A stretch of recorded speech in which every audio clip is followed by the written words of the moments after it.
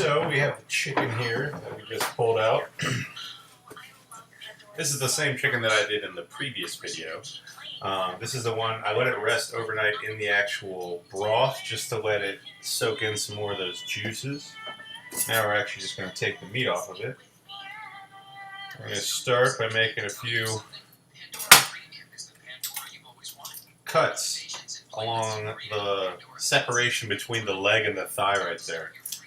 And then you just pull the leg right off like that.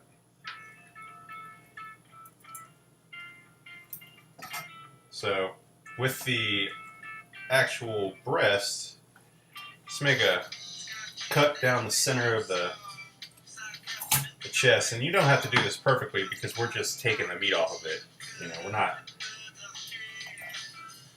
not trying to serve this as a single breast or anything like that.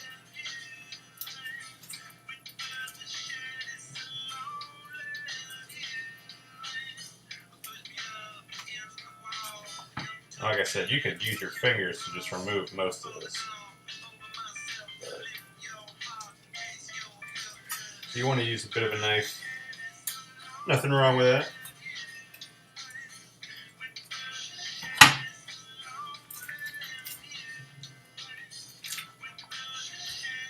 So the wings, not going to be worth very much for us. They were really much more for the stock. We're just going for meat right now, so you can pretty much just tear those off of a cooked chicken breast like that.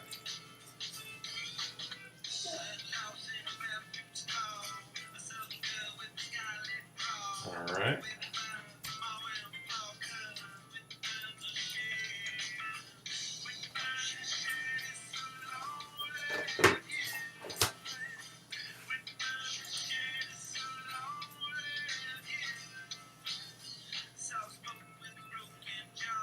Not much of that.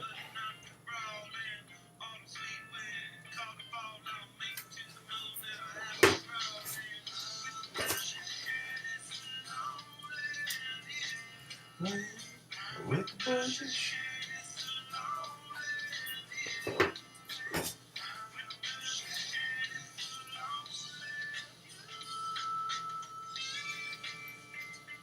Alright. The skin just peels right off of this meat. Really nice. Cold chicken skin is really gross. Really gross. So, for this, you'll just tear it off in these nice big chunks.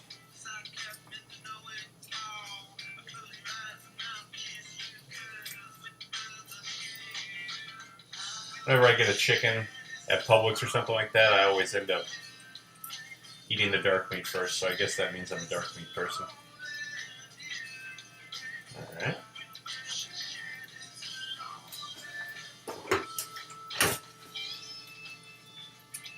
Take the skin off of this breast.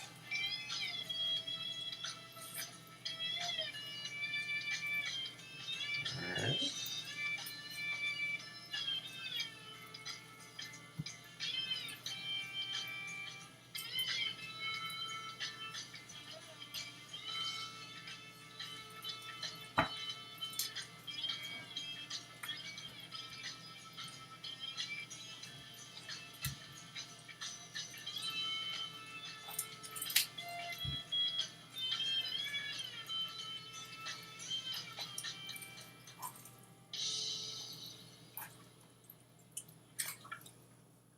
this little piece right here that's on the actual backbone of the chicken, this is called the oyster of the chicken. It's a delicious piece right there. Best part of the chicken. In yakitori spots, which are these kind of like Japanese barbecues in New York City and Tokyo, they will skewer those and grill them over open charcoal. So good. So delicious.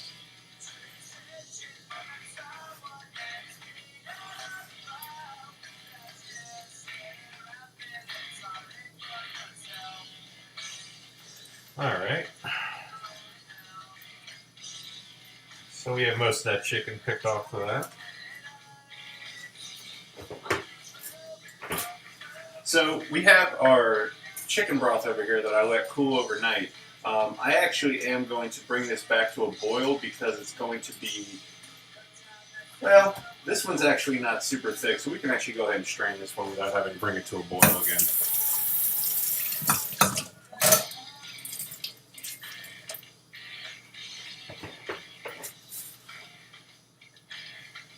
So, find my pot here.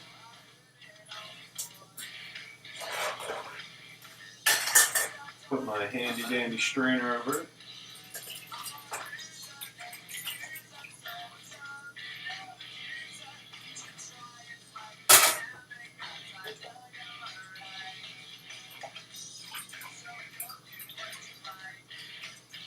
Alright. So, if you want, you can take kind of the back of a spoon or something. Just give the vegetables a press. Make sure you're getting everything out of them that you can.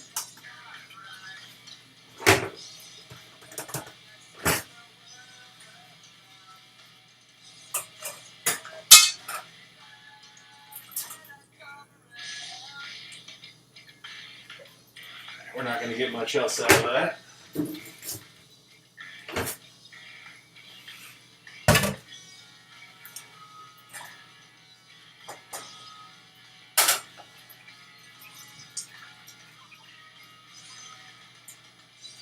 So, next thing I'm going to do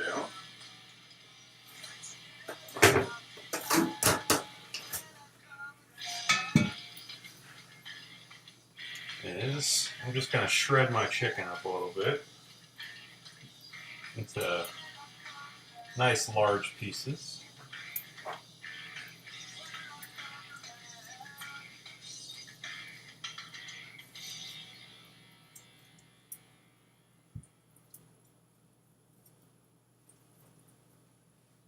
Some nice looking chicken.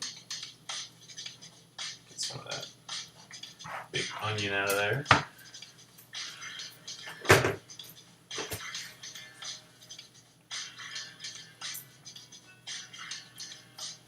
Alright. So then we're just going to move our chicken into a separate bowl. Put it back in our fridge till we're ready to use it.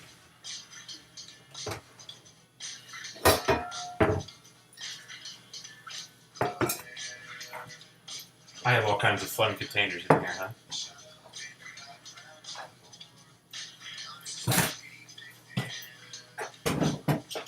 Alright.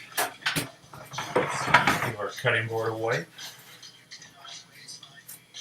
It's not raw chicken, but it's still chicken, so we're not cutting anything on it that's gonna have to be eaten raw, so right now we're okay.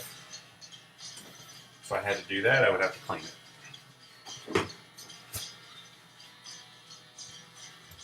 A little sip of Diet Coke.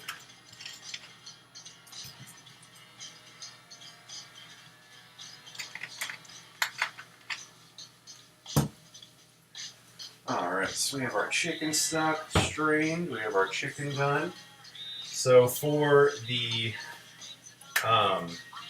chicken and dumplings, there's a few things that we can do.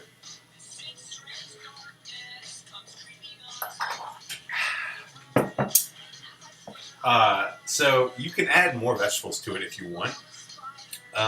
But right now, there's a lot of vegetable flavor in there. I have vegetables here, so I'm probably going to dice up a few relatively smallies, so they'll just poach inside of it, and it'll look nice. So And no sense in wasting vegetables. Except for the celery, I'm just gonna cut off that top part.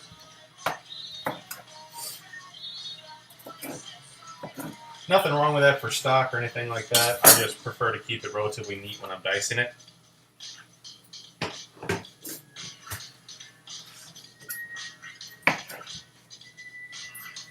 If I see any little spots, I'll always cut them off like that. And I want these in pretty good sized pieces because, you know, I don't want them to turn into mush. And they're going to cook right into that chicken stock. So.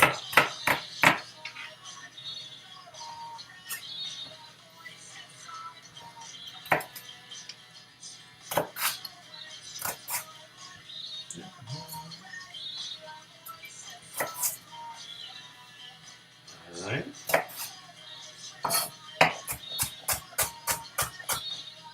Oh, I just started dicing it too small. That's alright. Those pieces are fine. I did wash this celery already. I washed it yesterday when I was using it, so I don't need to wash it again. But just so everyone is aware, I did wash it.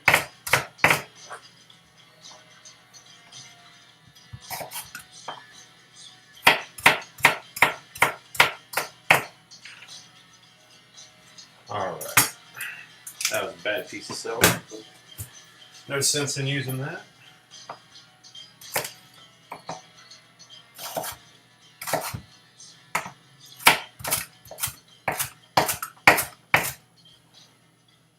So, there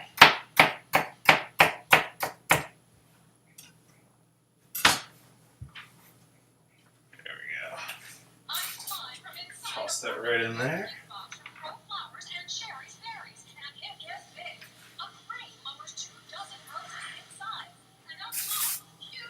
And we got some carrots over here. I'll use a couple.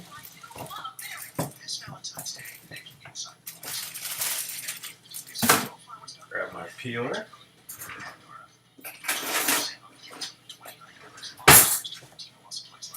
So the same thing I did yesterday. Don't forget, I like these peelers that you can, you know, kind of put your finger through there and grab it. And it's the peelers that you actually pull. You don't push like that. Different style of it. You can use whatever kind of peeler you like. Although this one's brand new and still has plastic on it. Fancy.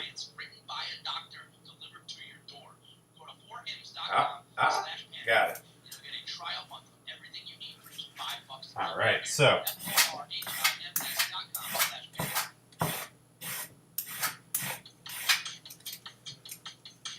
Alright.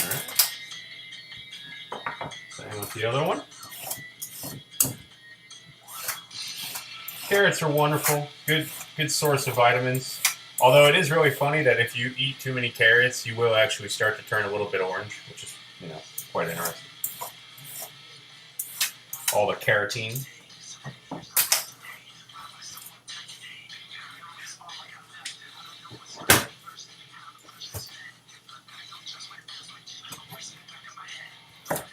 Alright. Cut off the top and bottom.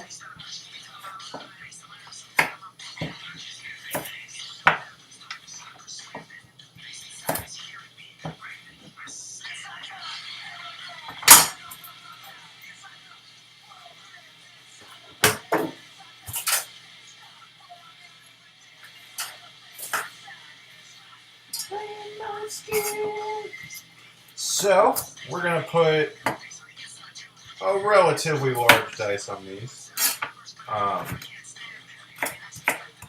Same thing, I don't want this to break up that much. I want it to stay nice whole pieces. Almost poach them to the point where they're just tender for the final dish.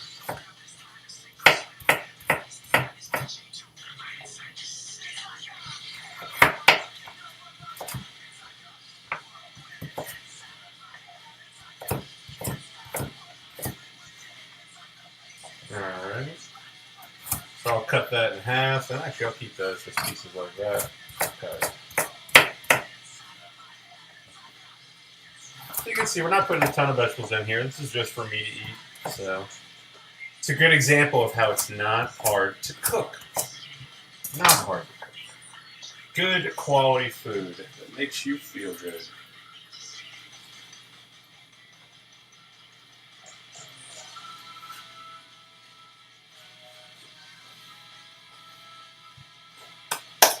so we have that. I'm going to go ahead and turn that on.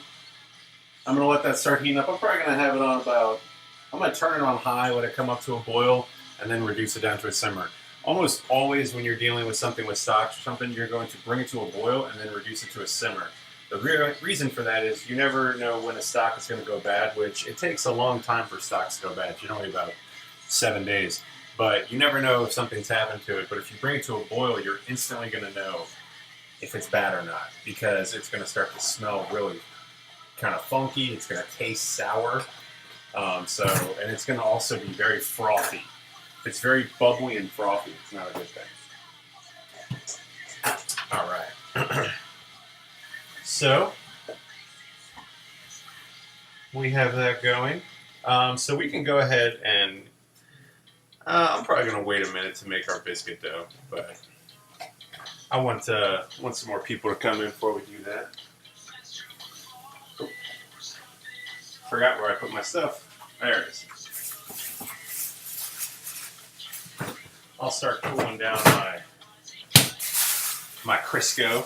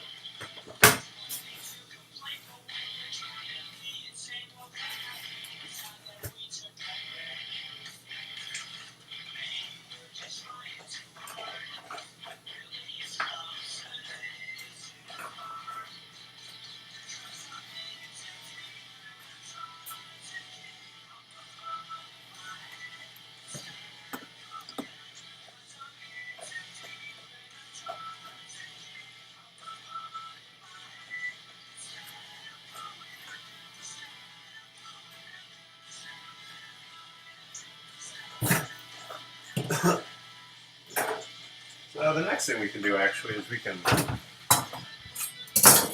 can go over our short ribs. So I had my short ribs cooling off overnight, and this is something that I wanted you to see that's really interesting. When you let something like a braise rest overnight, the fat is going to naturally separate to the top. Now, this is a really nice thing because it's usually a real big pain in the butt to remove fat from a stock. It's the whole process of having to strain it and things like that. So this is actually a much nicer way because you can almost just pick the fat up and take it out.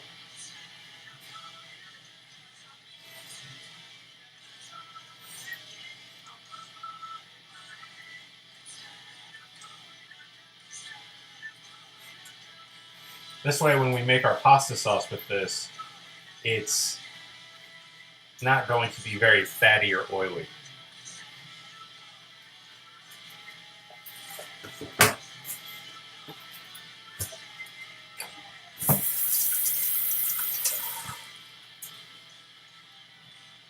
You can see I'll just kind of go in there and try to lift it up in as large pieces as I can.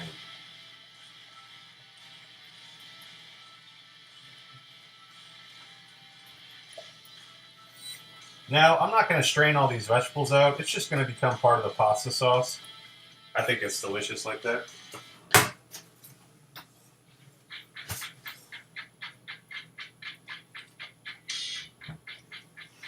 So,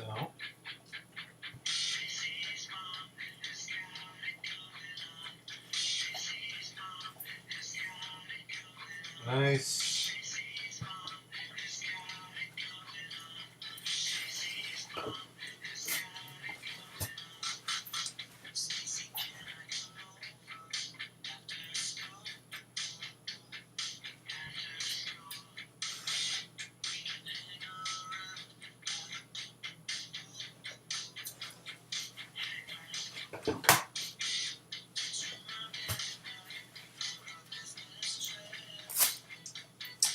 Alright, so we got our vegetable beef broth here. I found one bay leaf. There should be another one hiding in there somewhere. Oh, there it is. Let's go ahead and take those two out. They've given up the ghost at this point. Alright. So, I wanted to add some San Marzano tomato to this to kind of give it a little bit more body. I also love tomatoes and short ribs together, so we're actually going to kind of pan sear and reduce the tomatoes a little bit because they're going to have a lot of natural water in it. So I really don't want them. I want them to be more of a chunky thickening agent than a watery agent. So I'm actually going to try to get a lot of the moisture out of them by cooking them down, which also concentrates flavor.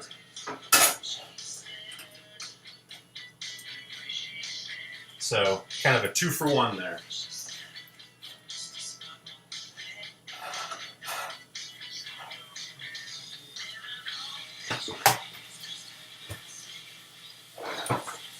So here I have my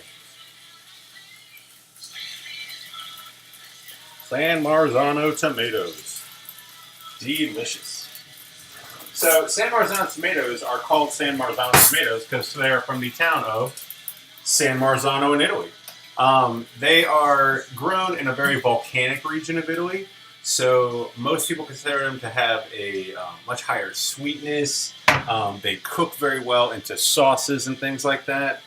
So it's a wonderful tomato to use for just about anything that calls for canned peeled tomatoes. I would use San Marzanos. I don't use them just for pasta sauce. I use them for everything. I think they're great.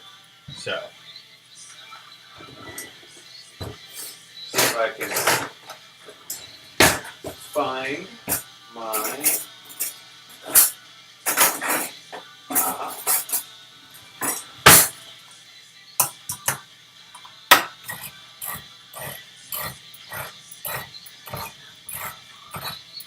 so I have my pan heating up back there, and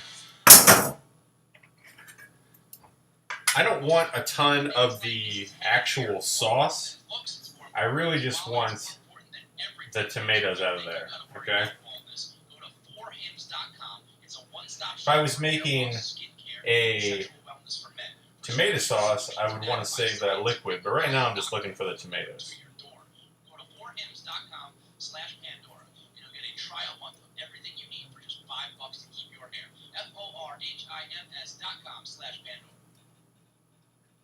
Alright. And for that amount of short rib, that's probably going to be enough tomato.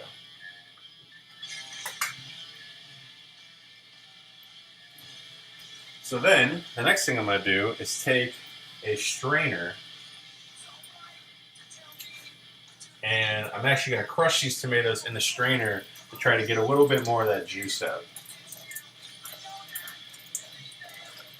Just trying to get the pulp right now.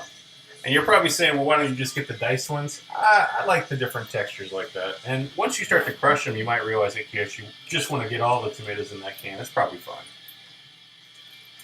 And I'm not trying to make them super dry, just trying to get as much of that moisture out so we just get that nice tomato flavor.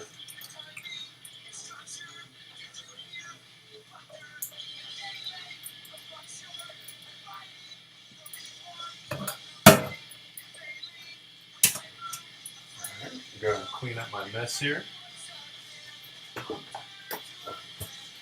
We're going to move this over here. He's gone, and I've been here for too long. Welcome to the person who just came in. Alright.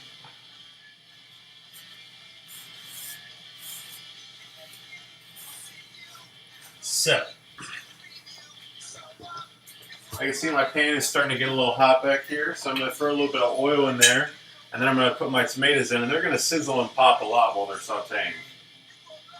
So just be aware of that and try not to splatter yourself.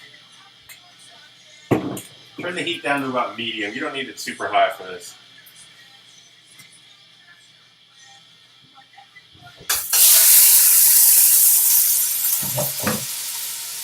Kitchen confidence. You gotta have kitchen confidence.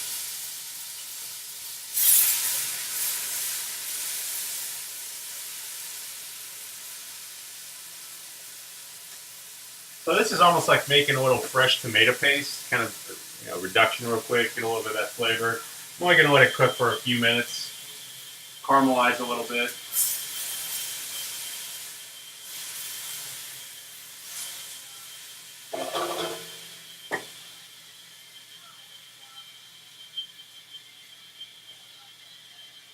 Yeah, absolutely. Hey, 6 people now. Welcome. Welcome. Starting to get a little crowd. So, just tell everybody what we're doing right now. Yesterday on the stream, I braised some short ribs, which I have over here on my cutting board that we're going to be picking a little bit of meat off of. But I have my braising liquid with all of the vegetables and red wine and everything. It's really beautiful broth now. So we're actually just going to make a little pasta sauce with all this and toss it with a little rigatoni. It's going to be fantastic. Actually, I didn't get rigatoni. I got ziti. This time.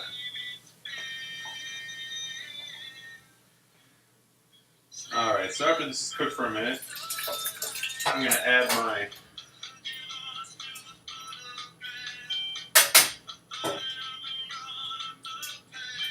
now we're going to turn that heat up to high, and I'm going to let that cook a little bit and reduce a little bit before I actually add the cooked short ribs into it.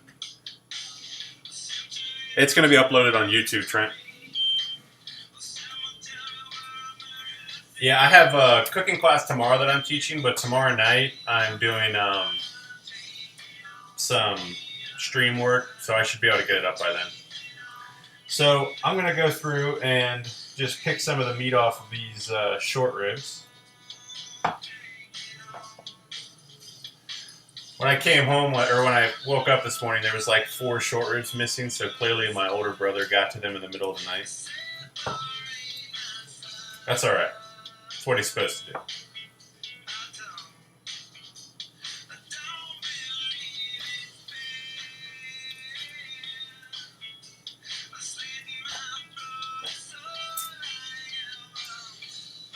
The nice thing is you don't even need a lot of meat for this dish because the beef flavor is so intense already in that braise that it's already going to have a wonderful beef flavor. Honestly, I just got it set up. This is my 3rd stream. So it's not too difficult as long as you have some computer knowledge. Like, I've played video games my whole life, so, and if you're on Twitch, then you probably know a little bit about it, so it's not that bad.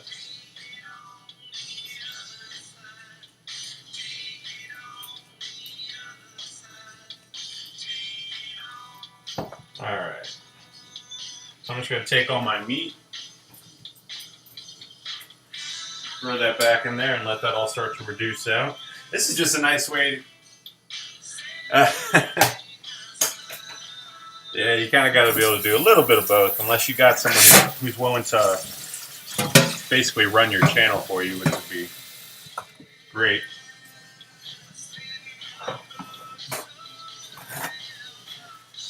Alright, so while that all starts to heat up, I'm going to clean this.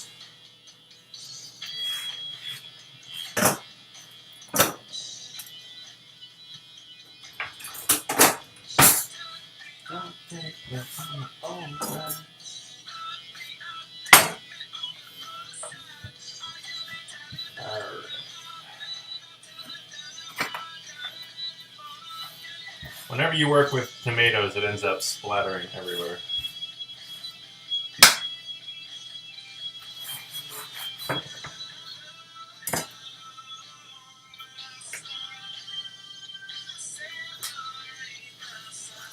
Yeah, like I said, I just joined it too, so I still gotta meet some of the fellow streamers and try to figure out, how everyone can help each other too. So we have our onions, chicken broth, and carrots heating up back here. I've already picked my chicken off of my whole chicken in the back. So, next.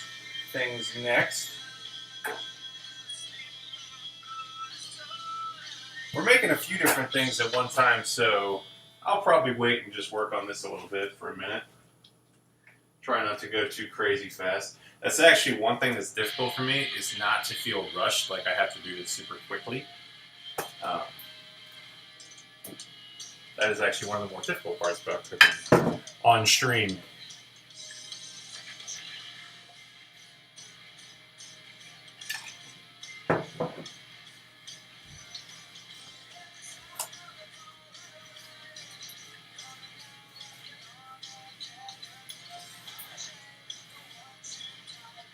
Now, I did forget one thing, is I do want to save a little bit of my chicken broth out for a dish I'm going to show you guys a little bit later in the stream called cacio e pepe.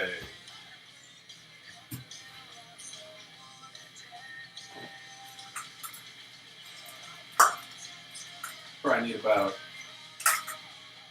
about a cup of this chicken broth. That'll be fun.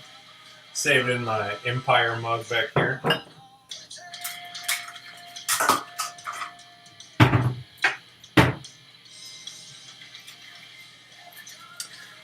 Yeah, I ran kitchens for years. I just got out of it pretty recently, and I'm happy to not have to do that anymore.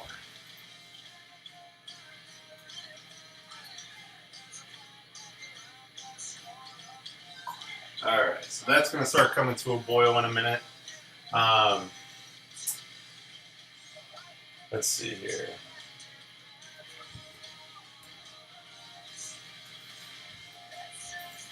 We are going to be making biscuits tonight.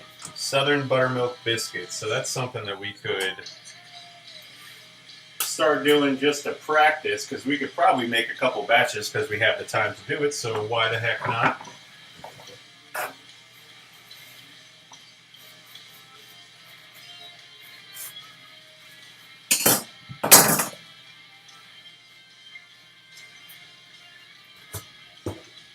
You know what?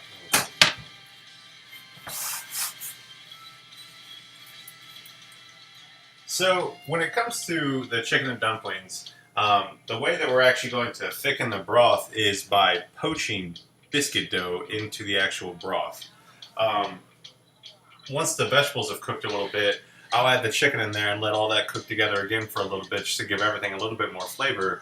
And then we're actually going to poach the dough into the broth. And that's what gives everything its flavor too. So, really delicious.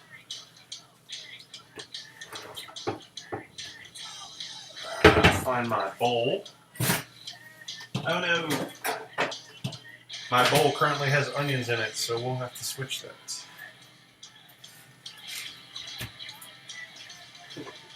Oh, you know what? Something just broke. It's okay. It's okay, because I just found something even better to make my biscuits in.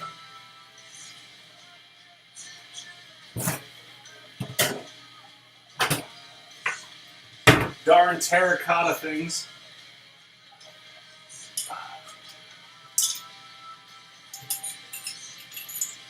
I even know that I put that there, so I can't be that mad. Yeah, that's the pot in the upper left-hand side of the screen.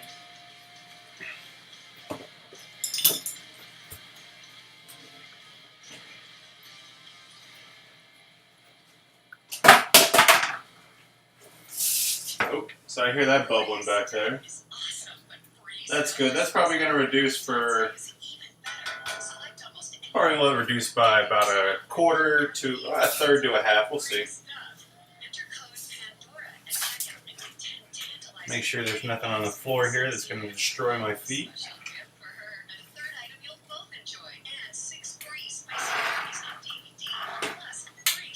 Alright.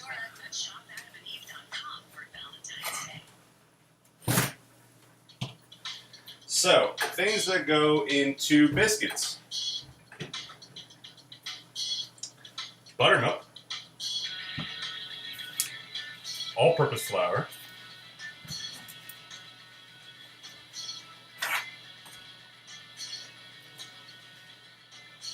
Baking powder.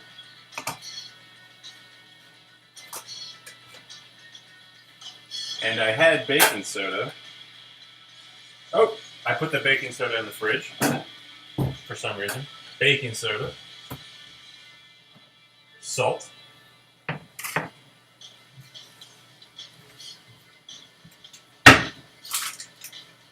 and sugar.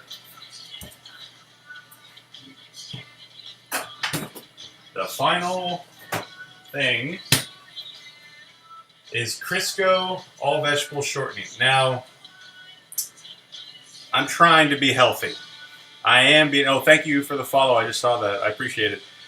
I am trying to be much healthier, and it's funny because Trenton here right now is like, oh my God, this stuff is so unhealthy. The only thing I use this for is making biscuits. That's it.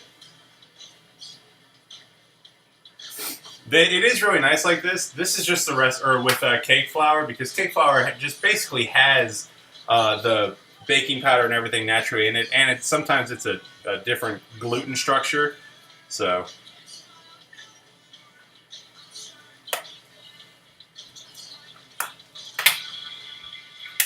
this is the southern way. That's why I'm using this.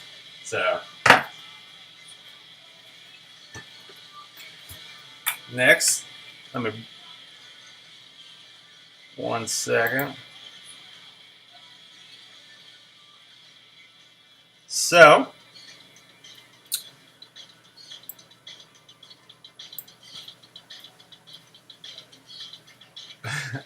so this is I hear stuff boiling and I have to go look at it. So this has come to a boil now. So I'm gonna reduce this down to a simmer, and I'm gonna add our chicken in there because our chicken meat, it was fully cooked, but it could still cook a little bit more because I cooked that whole chicken directly on the bone.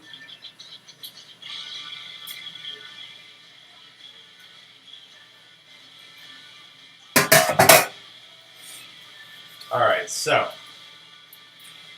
we're going to make some biscuits. Now, when I make biscuits, I do most of it with my hands. That's just my personal preference, and it's just easier because I can feel everything. Right? So the first thing we're going to do is start with 2 cups of all-purpose flour.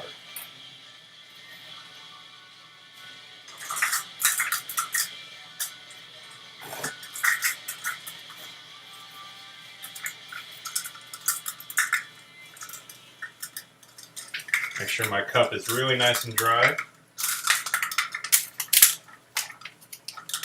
Now, one thing I could talk about when it comes to measuring is, oddly enough, and I think in here a lot of people might, but not everybody knows how to measure properly when it comes to baking, because despite the fact that I do not measure in most situations, even I measure in baking.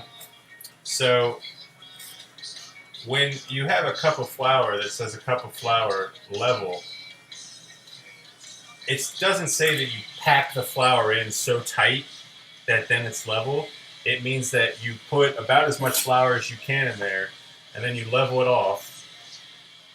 And I got about a cup of flour there already with the extra that's in there, so that's good. We're going to be using 2 cups of flour for this. But yeah, don't pack the flour in there because you're just making a lot more flour than you actually need for the recipe. I'm going to turn that down a little bit so it just simmers. And I also preheated my oven to 400 degrees for the 400 degrees for the biscuits.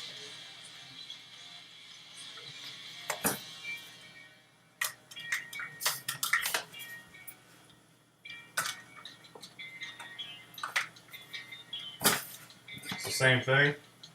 Put enough flour to where I can just scoop the rest back into my bag right there. 2 cups.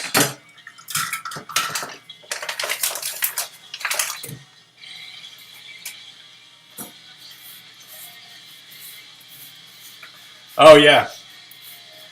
Oh, Gucci and Torn. What's up, guys?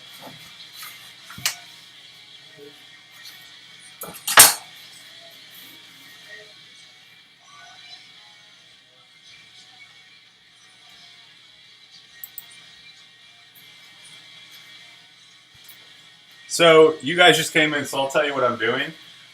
Yesterday on stream, I actually did, yesterday on stream, I did the braised short ribs and the chicken stock. So I've taken the braised short ribs and I ate some of them last night. And the rest I've pulled off the bone and mixed with San Marzano tomato and all the braising liquid back here with all the red wine and vegetables. And we're actually making a ragu out of this to go with ziti pasta. And then this is our homemade chicken stock that I added some fresh celery, carrot, and then I picked all the meat off of the whole chicken and put that in there.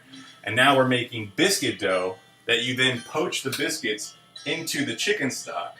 And that is what chicken and dumplings is in the South. It's kind of like a slightly thickened broth with chicken, vegetables, and biscuit dough. So.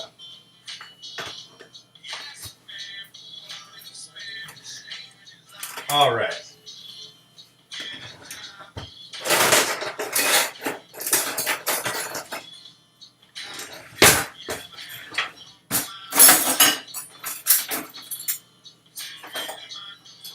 So,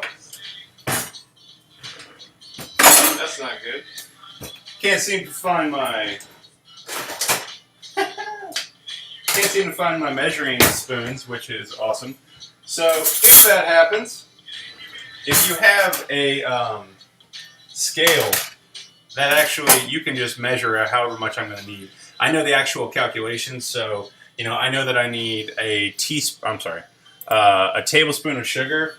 And 1 tablespoon is roughly ½ an ounce, so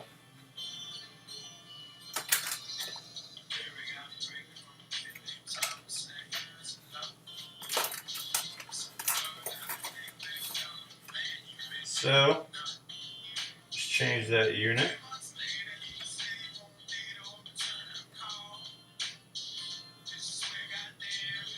All right, I got my ½ ounce of sugar.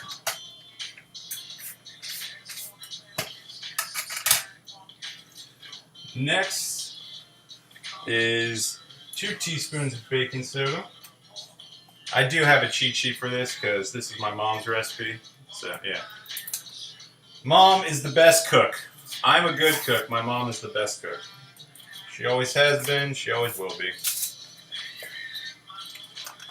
Oh, and also, I got a wireless microphone coming for Monday's stream.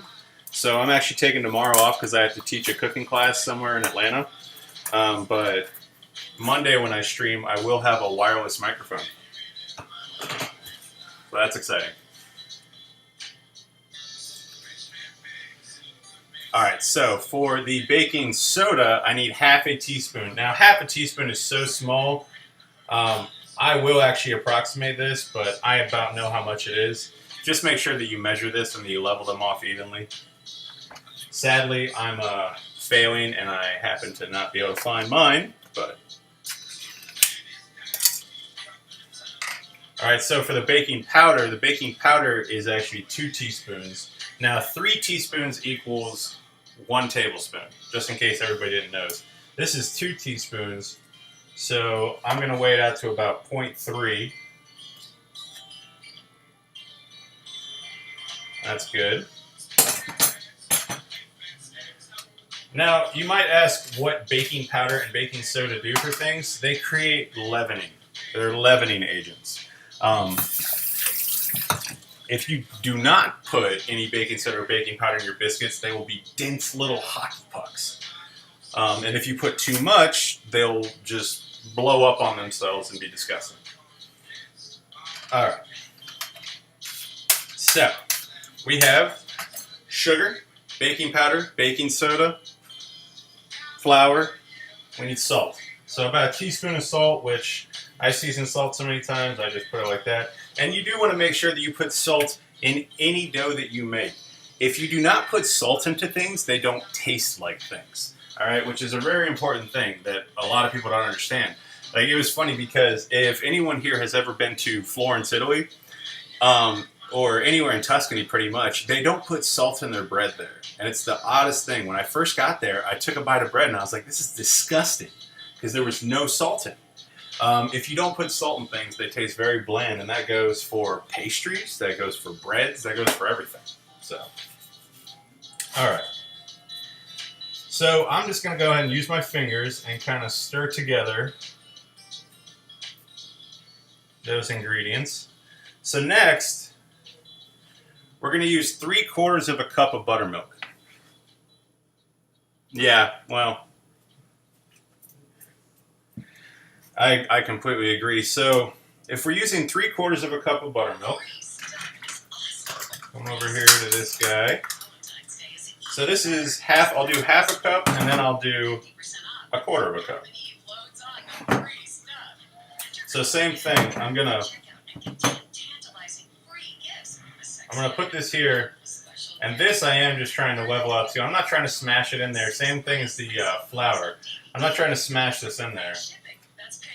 I'm just trying to make sure that I have a nice level amount. That's all right. We'll just leave that in there. So that's actually what we're going to do is after we have that first half cup measured out, I'm just going to go through. We're going to move all this a little bit now that I've used it.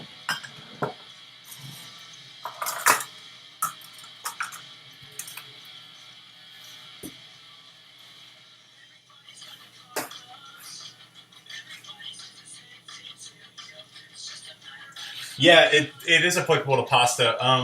So actually first, so I take this and I start breaking it into smaller pieces into the flour. Yeah, so you season your pasta dough too beforehand and in the pasta water.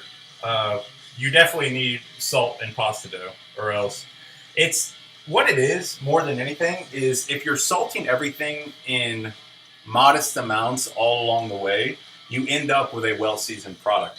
So if you put a little bit of salt in the pasta dough, and then you put salt in the pasta water, and then you season it at the end once with the sauce and the pastas all together, everything together comes and it's properly seasoned. You know, so that's why I don't recommend not seasoning anything, and I don't recommend seasoning everything aggressively. You want to make sure you season everything in moderation for a dish that's all going to be combined together. All right, so now we're going to get our other 1/4 of a cup.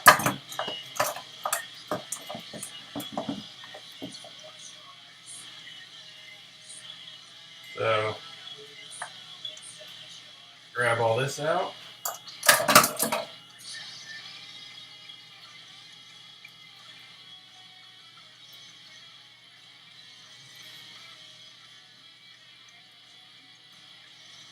Take care, Kitchen Confidence. Thanks for stopping by, man. I appreciate it. And for the follow, I appreciate it. All right, so we got all this here. Now, there are different tools that people have called pastry cutters. That are these things you can go through, and it's like, it almost looks like a fist knuckle. Or a fist knuckle, what the hell is that? What is it? Spiked fist or something, you know. But I just use my hands, and I'll just start basically smashing the shortening and the flour together, and the consistency you're trying to get is kind of like that of coarse wet sand. So what this is doing is it's integrating all of the shortening into the flour so that when we add the milk to it and then we fold the dough ever so lightly, it's going to create those thousands of little layers of flakiness. So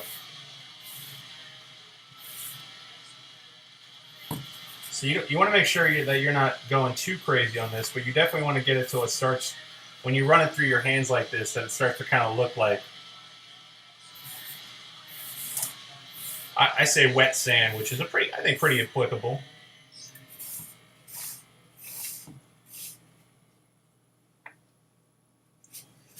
All right, so next,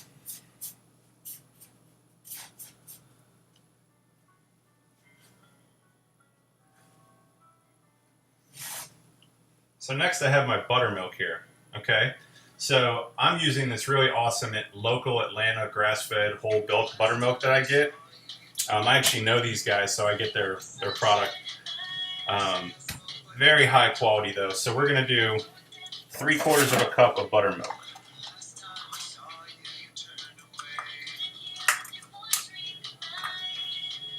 I'm just gonna do it in the cup and come pretty close to guesstimating. All right, I'm gonna pour that right in the middle. Now I'm just gonna start kind of moving everything around on itself. This is going to form a sticky, sticky, sticky dough. that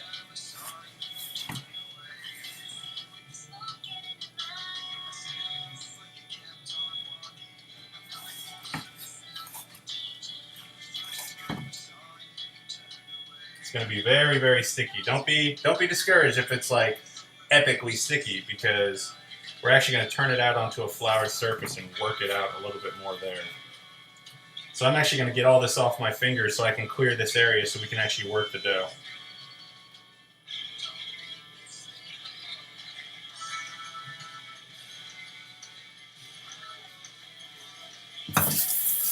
You want a wet biscuit dough. If your biscuit dough is dry, your biscuits are going to be dry. If your biscuit dough is wet, your biscuits have a much better chance of being moist. Now, there's obviously a balance between the two, but you do not want dry biscuits because that is very, very unappetizing.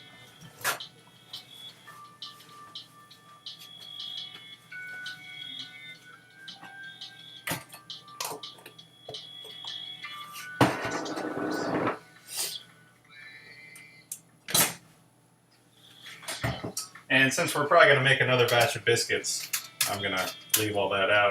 Except actually, if you're going to keep using your shortening, and before you use it, I had it in the freezer up here, because you want it as cold as possible when you're mixing it into the flour. You know, that's one of the reasons why some people don't use their hands. My hands aren't super warm anyway, so, well, at least not right now.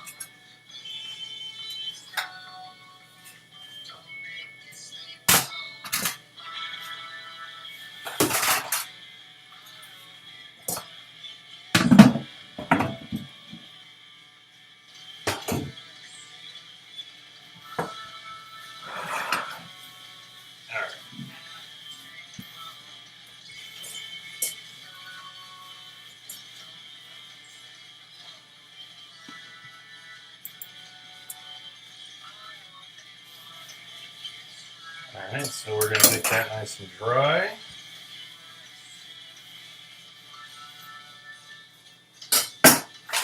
Bring my flour back over.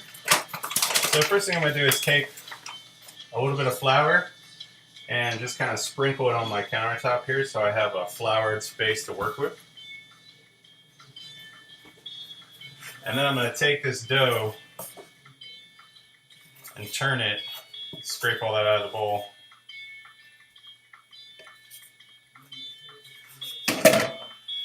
Alright. Just kind of gather it all up. So then what we're going to do is we're going to fold the dough on top of itself and then just press it down again. Okay? So keep in mind, we're not mixing this dough. We're not kneading this dough. We're folding this dough. Folding it with all of that fat and flour will create those tons of different layers. So fold. So that's 2 folds right there.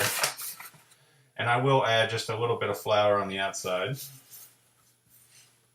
Alright, same thing. Press it out. So then I'll fold it again.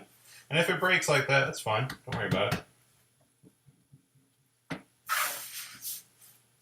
Kind of scrape all this up off the counter. And you come back here, get a little bit of extra flour.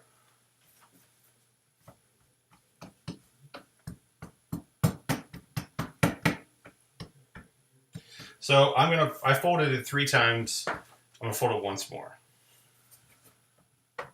I think that's nice. So at this point, for the chicken and dumplings, which I'm going to turn this up a little bit higher again.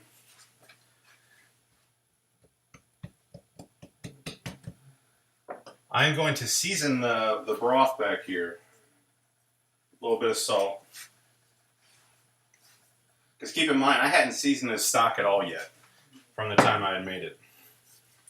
Now, if you had, which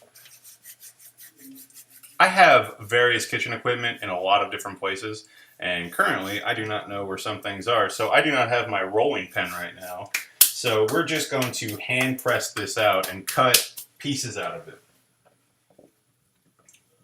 So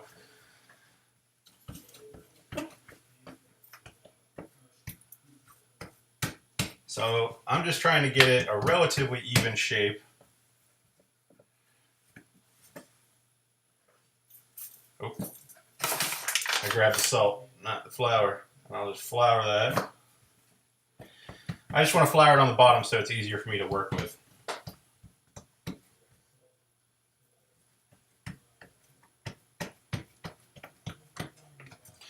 And you're trying to get this pretty thin for this part of it, which is for the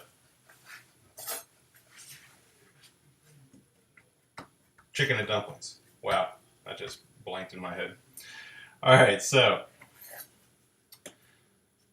what you're going to do is you're going to cut strips like this.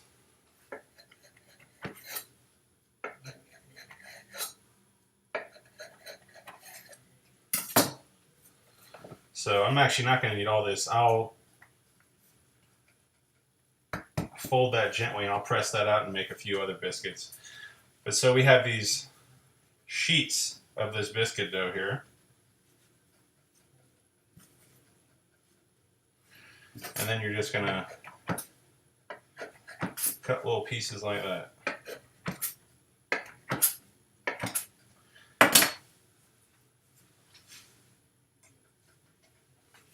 Now once that comes up to temperature a little bit, I'll go ahead and add a few of these in there and start poaching them. And the rest of these, we could just put them on a sheet tray like this and get tiny little biscuits, but they're going to be pretty... Is there a benefit to hand pressing over using a tool? No, there's not. I just don't have the tool. You know, it's a little more gentle, so it kind of depends on the type of dough that you're using, but...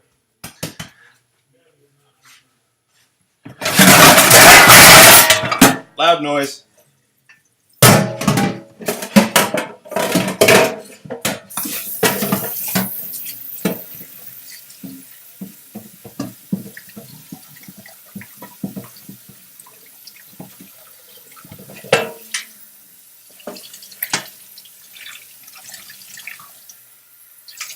Alright, getting my sheet tray here ready.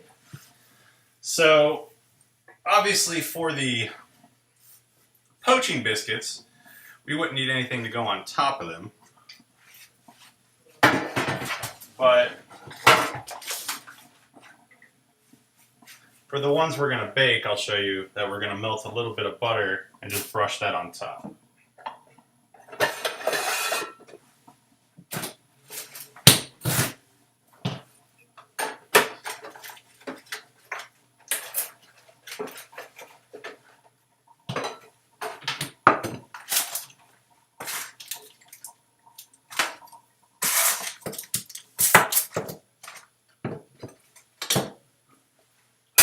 You could also microwave the butter if you want, but I don't have a microwave at my house, so.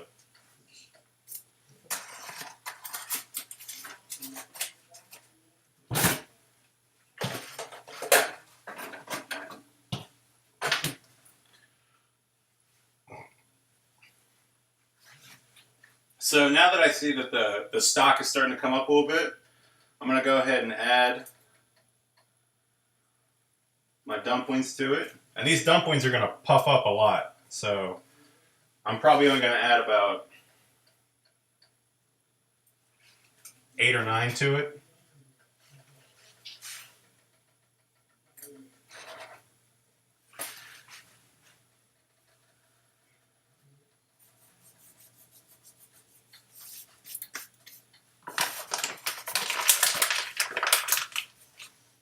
Alright, so then we have this other biscuit dough, so each time you fold the biscuits, they're going to get a little bit tougher, so this batch that I'm putting in the oven might not be the absolute best biscuits in the world. It's probably much better for making things like chicken and dumplings, because if you overmix dough, it's not that big a deal, as long as you're like poaching it or something. If you're baking it, it's a little bit different, but this should be fine. We'll do a few big ones. And once again, because I don't have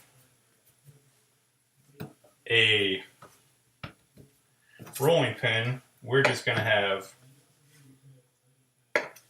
relatively, I'm I'll make some nice square ones like that.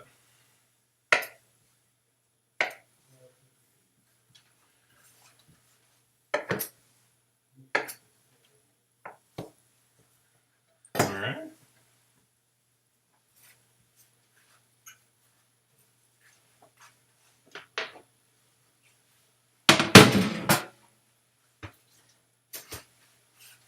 So you can already see they're starting to puff up a lot.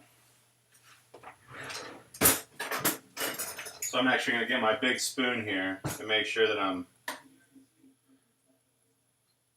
making sure that they're... You don't want to touch them too much because they're going to be pretty soft in the beginning. But just making sure that they are cooking nicely. And even covering this would probably be a pretty good idea. I'm going to cover it and actually just let it sit on about medium-low temperature and let them poach nice and slow. So for this, I'm starting to melt a little bit of butter here. I'm going to put a little bit of the melted butter on the sheet tray.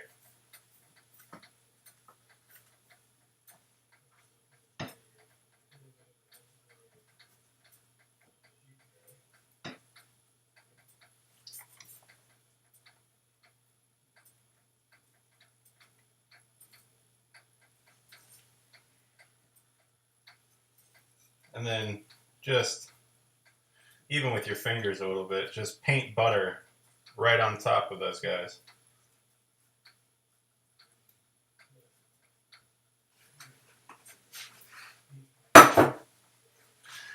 And then for me personally, because I'm a fan of black pepper,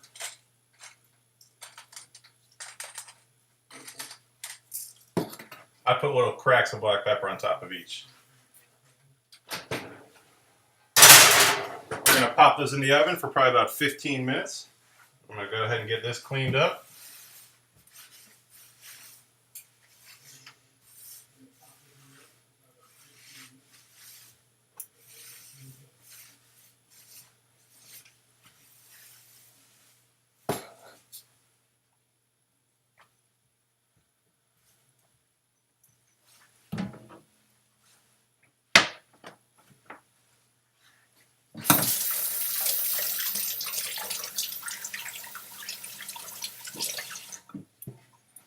Alright.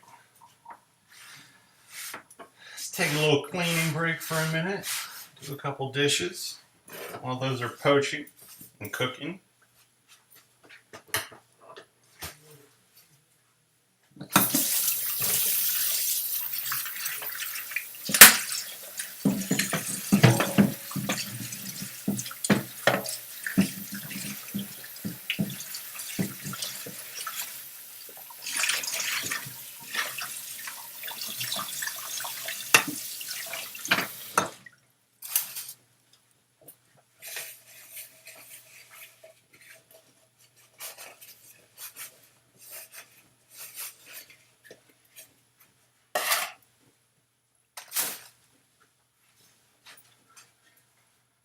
Oh, starting to get big.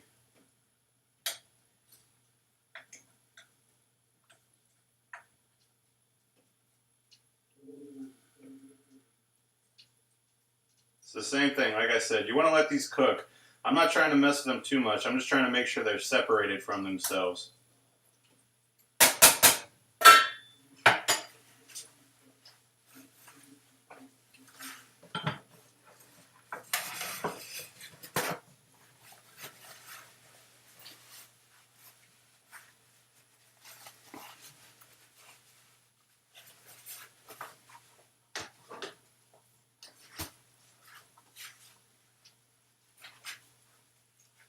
So back here, this is reduced nice. I'm actually going to turn this all the way down to low. So you can see that that's got some nice texture now. I do see a few little pieces of fat I'll probably get out of there. I don't mind it, but probably not my favorite thing to eat right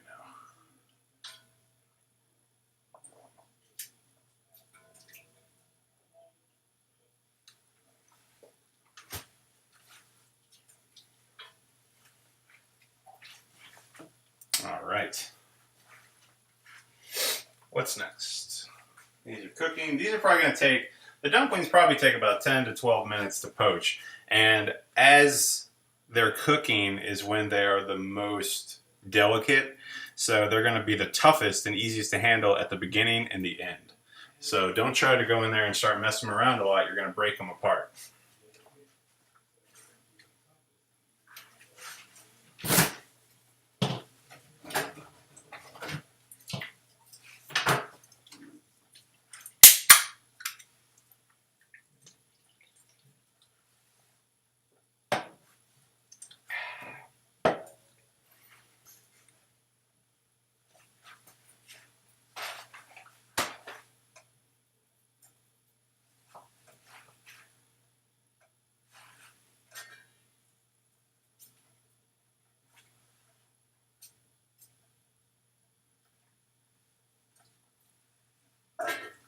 It's funny because you can touch the biscuit and you can taste it a little bit while it's cooking right here.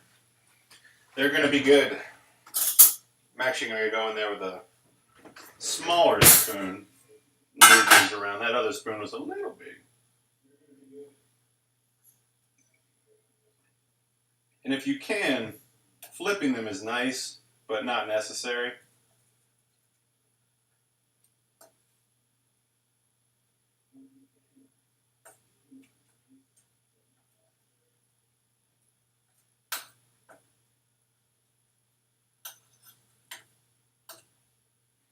Just as long as you go in there and you make sure you pop them down, make sure they're covered.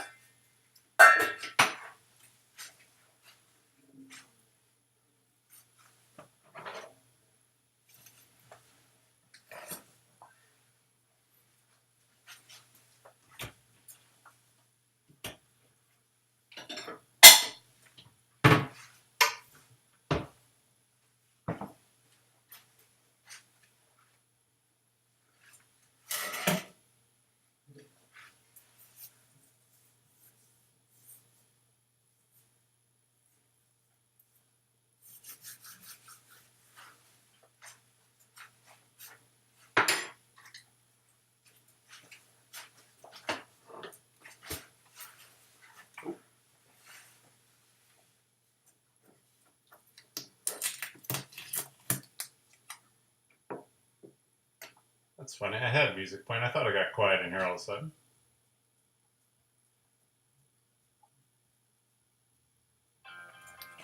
There we go.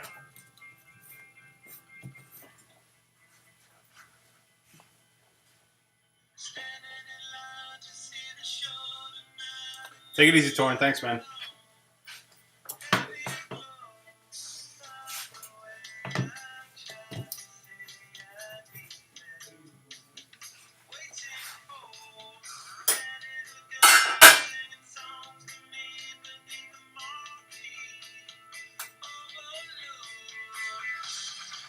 I can also go ahead and taste the broth.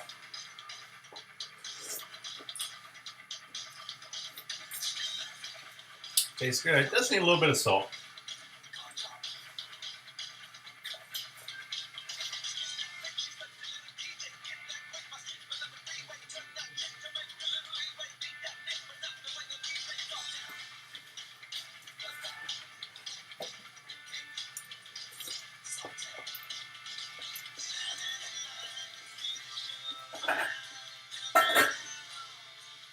Mm. Excellent.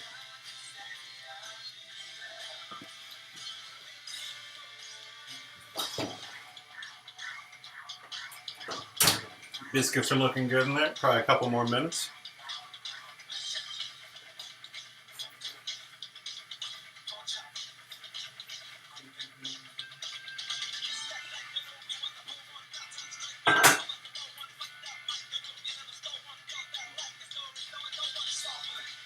So this one got a little messed up. I just tasted part of it. Let's get that guy out of there. The rest of these look like they're holding up nicely. Starting to get a little easier to work with. You can see all this beautiful chicken meat in the bottom here. Look at that. Nice big chunks.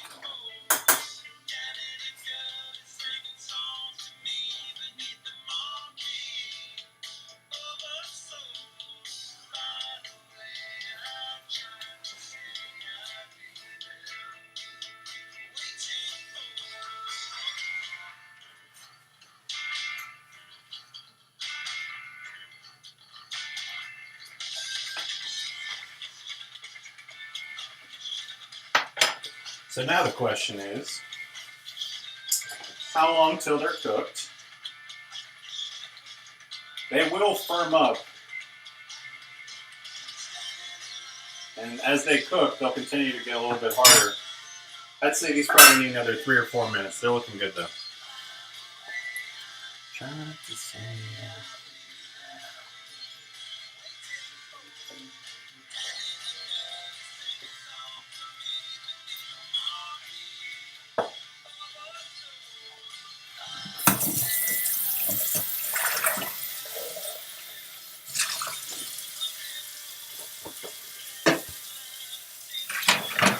Clean, clean, clean. Something I gotta get more in the habit of.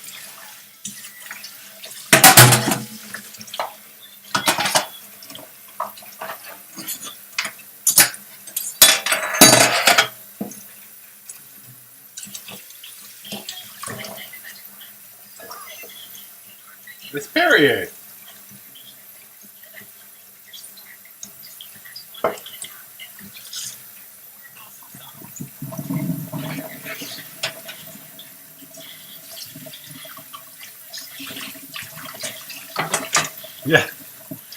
Yeah, I don't drink that much soda.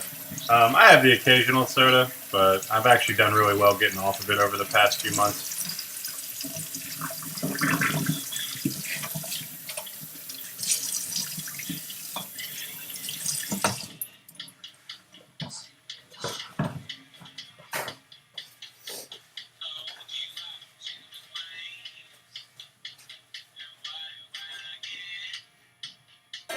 All looking really good. Once this is done, I'm actually going to remove the stock and the just chicken and dumplings from there, because I actually am going to use that to cook my pasta in, because I am missing one of my other little pans.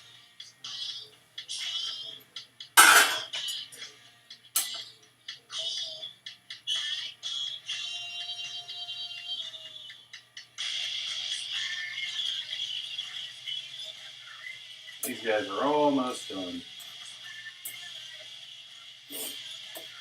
And you know what?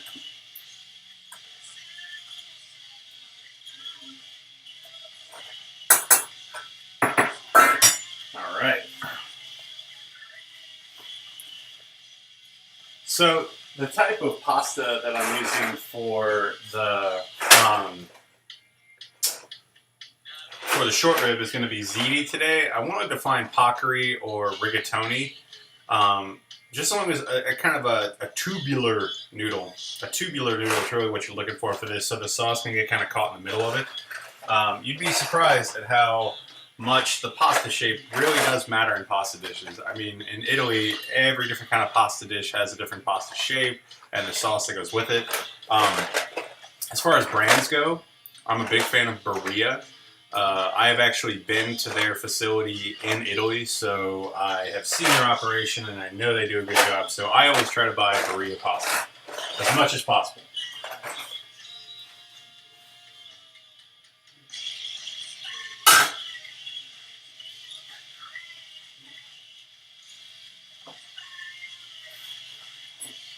So I'm going to go ahead and start spooning some of this into my bowl here. Some of these huge pieces of chicken and dumpling.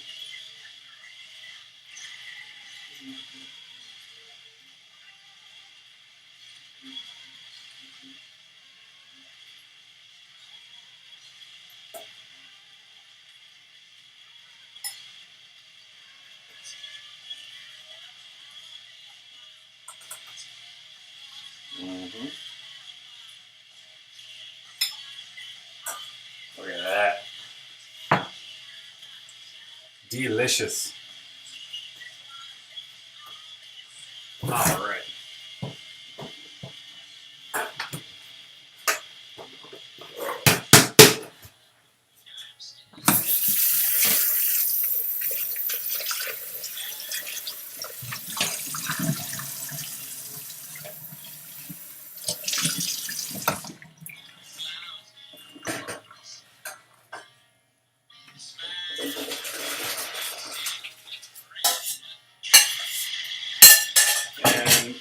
My biscuits are probably done.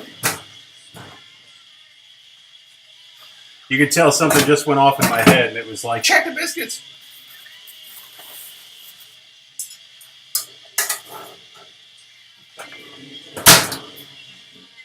Alright, look at those guys. Nice golden brown, fluffy. Look at that. Look at how fluffy those are.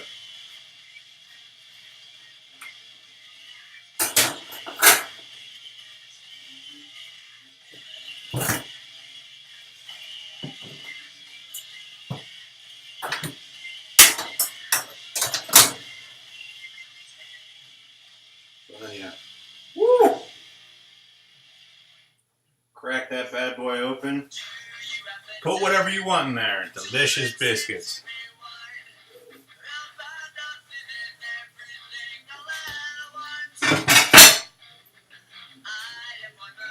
Grab a little dish.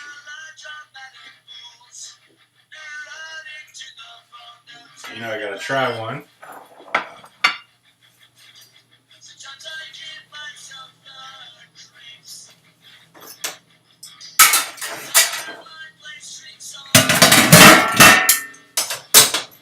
Alright, so next, I'm gonna fill this pot of water up. And I'm gonna fill it up with water and start getting it boiling for the pasta.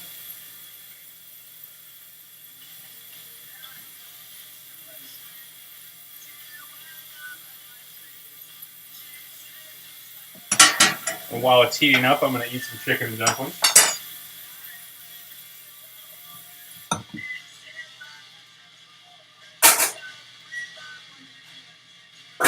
Throw a cover on that.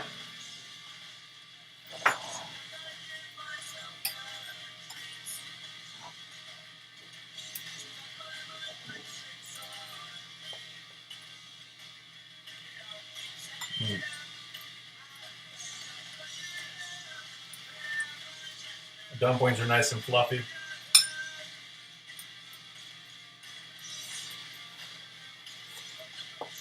Too hot. Woo!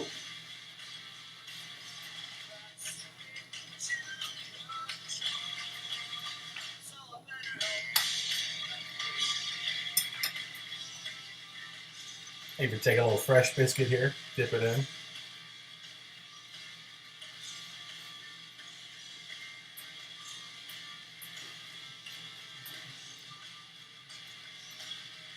Good biscuits. Nice moisture.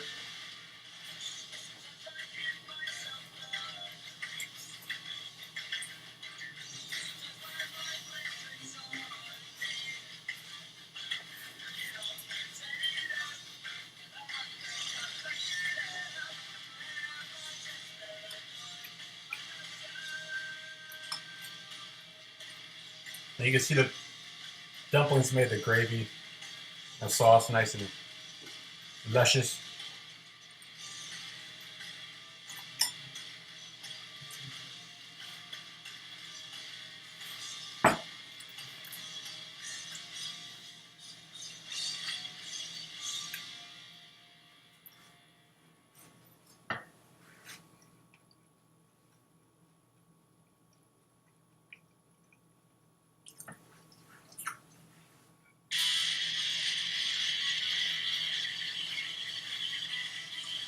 Very, very tasty. This is happy food.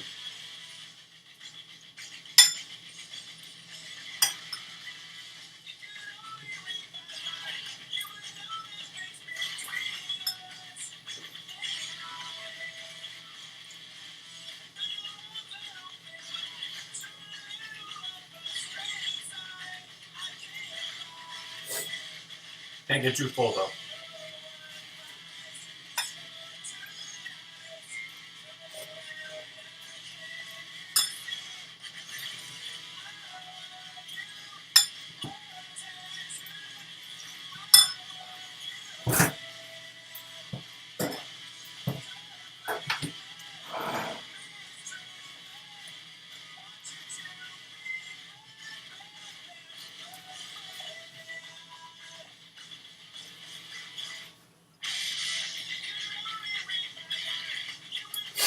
Only thing I'd say about these biscuits, maybe a little bit more salt.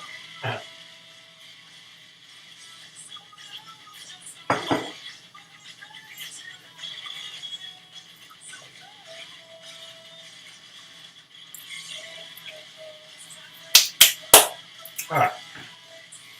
So, something else we're going to do tonight.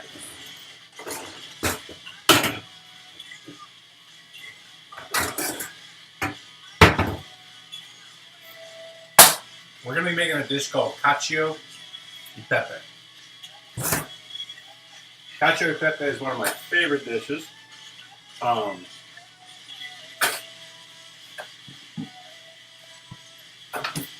It's a dish made with Pecorino Romano cheese,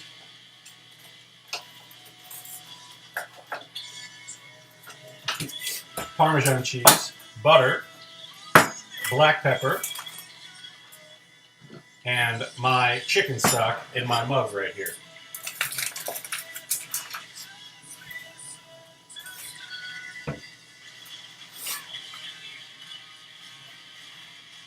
Clean up my mess a little bit, so I don't have to do as much later.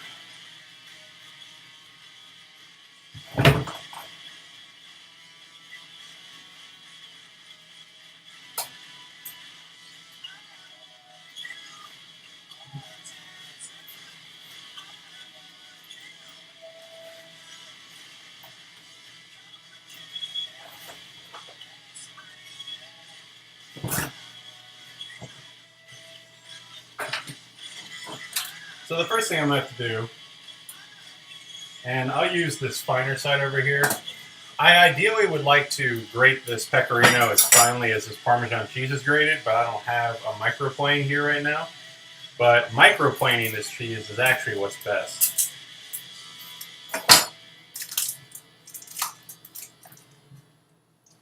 For the shot.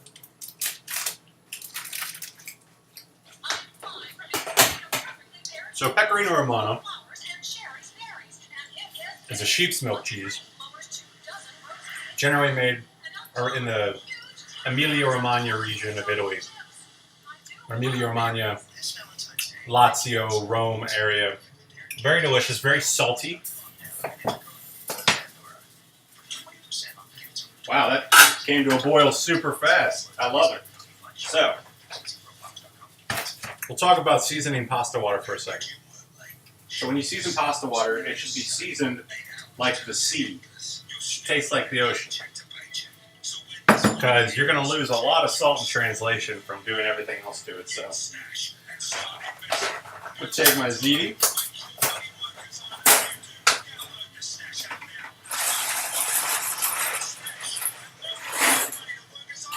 Throw that in there. And then so the box generally has pretty good instructions for how long it takes. This one says boil for 10 minutes, which is about correct, so I'll just eyeball it.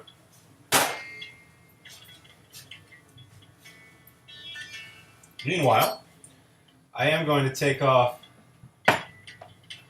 this top little part of the rind.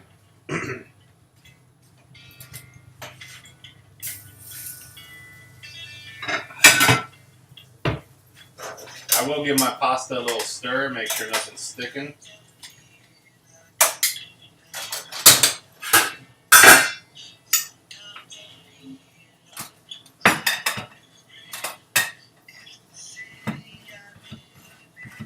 So we're going to do some real fine grating, as fine as we can, because this is going to have to melt into a little bit of a pasta sauce. So.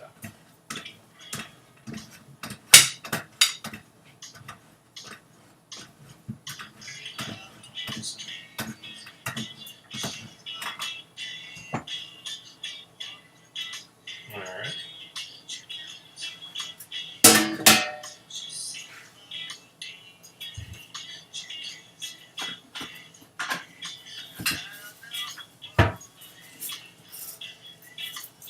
Put this in one of my bags.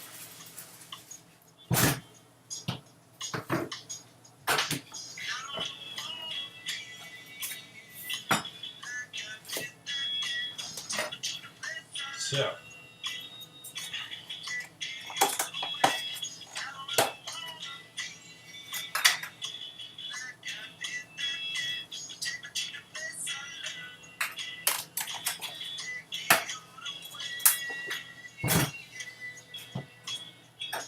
funny. Every time I go in here, I see my chicken and dumplings sitting here, and I just want to eat more of it.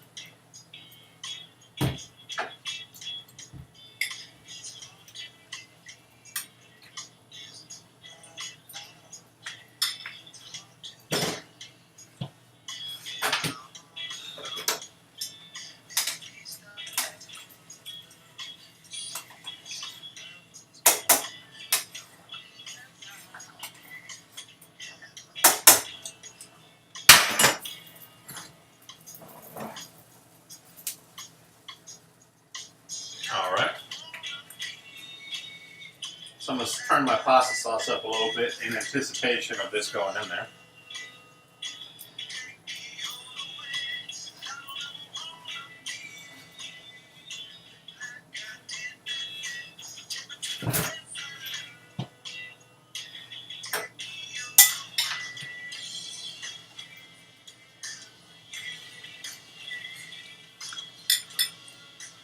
It's actually both cheeses. 2 different kinds of cheeses for this pasta dish.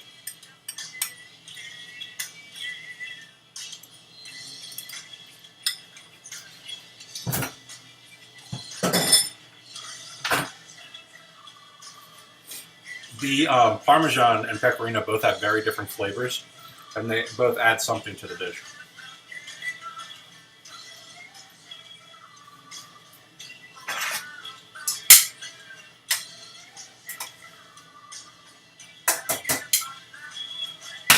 So I'm actually going to go ahead and transfer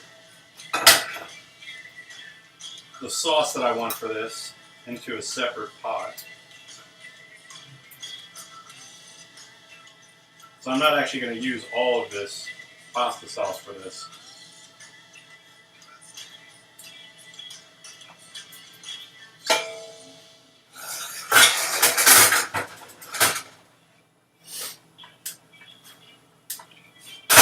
The rest of this I'm going to save for a later date.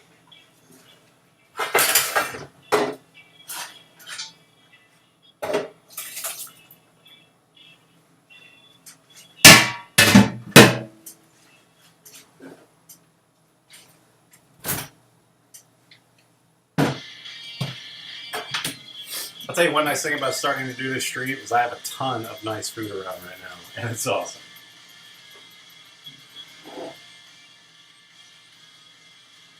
So now that these biscuits have kind of cooled off, whenever you crack open a biscuit, you should want to see those nice flaky layers. You know, it's where you can... Not all. So good.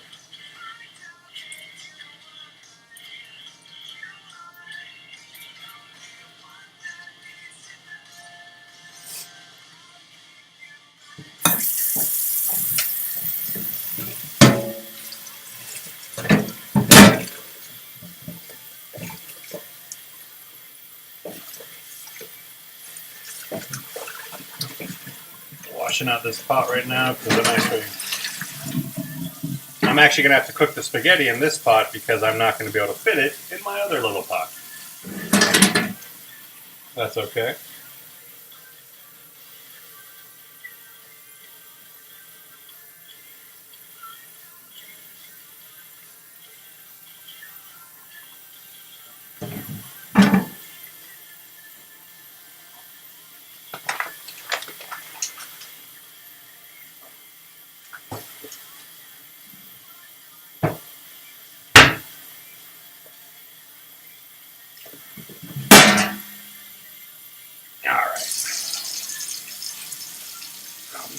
Start heating that up however I can.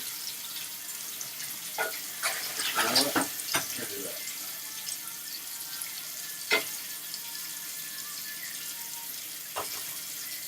So when the pasta comes out, I'm going to transfer this to over here while I strain out the pasta.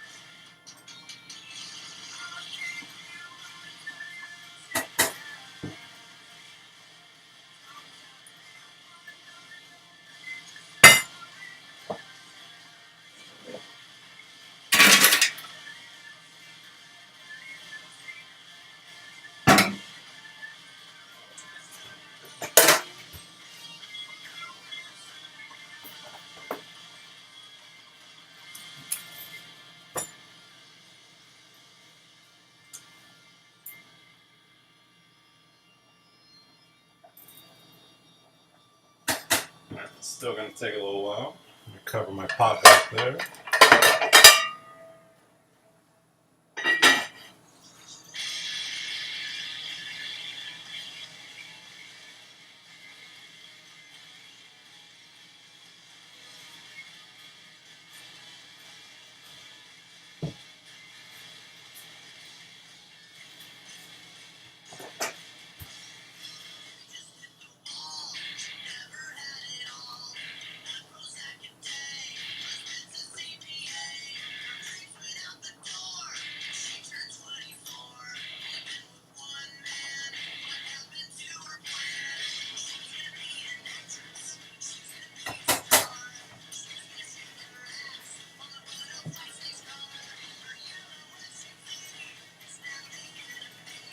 Alright, pasta's probably got another few minutes left.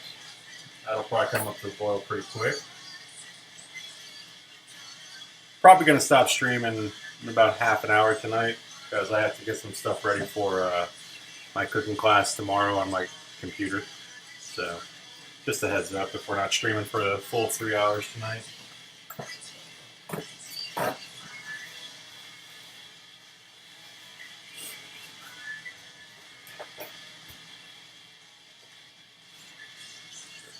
The sauce is actually the short ribs and the short rib braising liquid from yesterday mixed with a little San Marzano tomato and cooked down.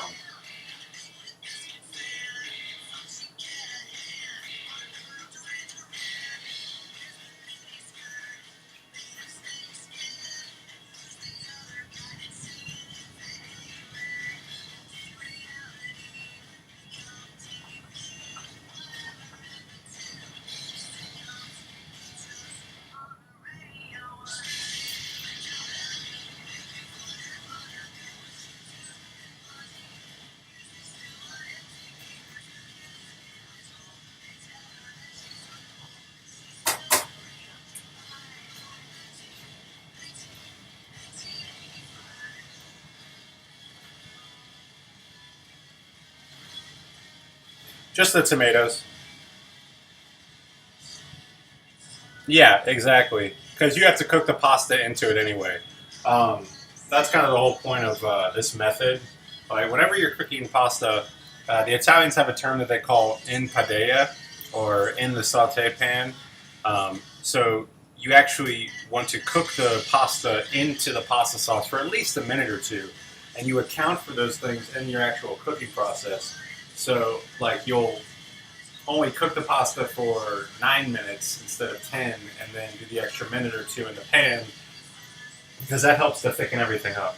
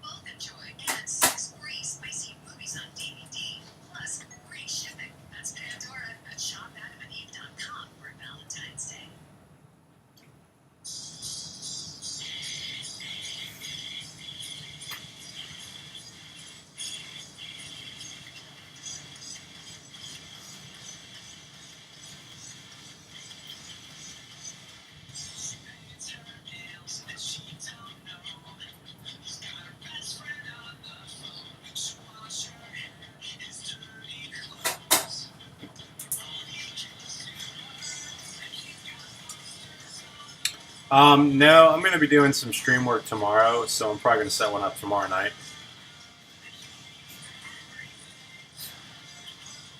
Yeah, these past few streams have been good as far as like getting to figure everything out. Next week I'm going to be trying to make some improvements. Like I have, wow.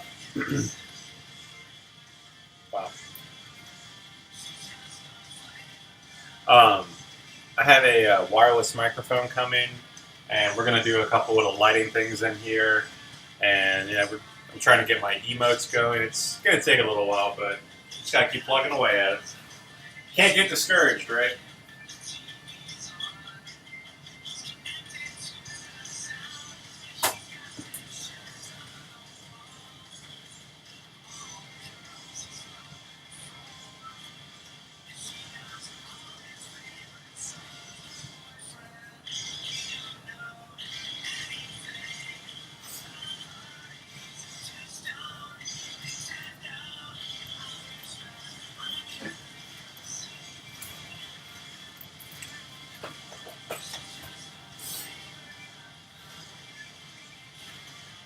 Alright, so I'm going to pull one of these pieces of pasta out and check it.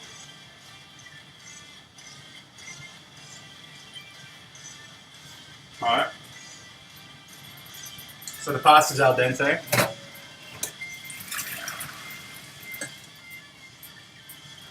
I'm going to drain a little bit of that water back in there in case I want to save some pasta water to use.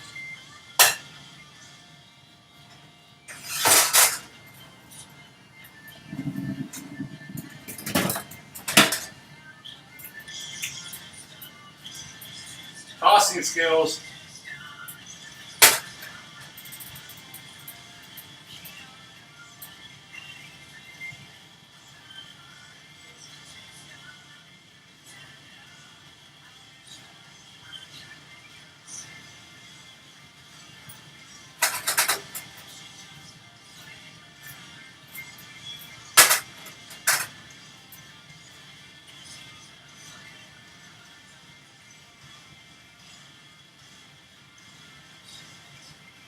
Then I can do more fun stuff like tossing things on camera.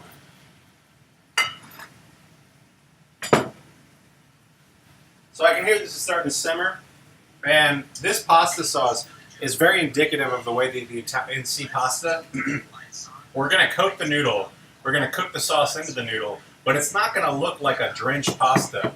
It's still going to be extremely, it'll still be extremely moist and creamy.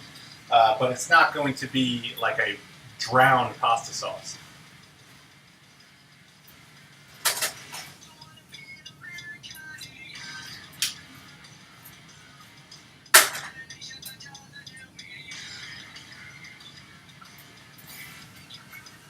So I can hear it's starting to cook out a little bit.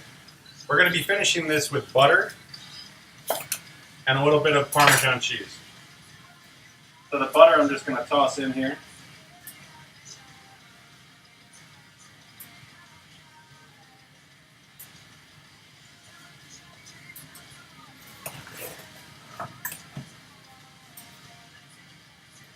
Parmesan.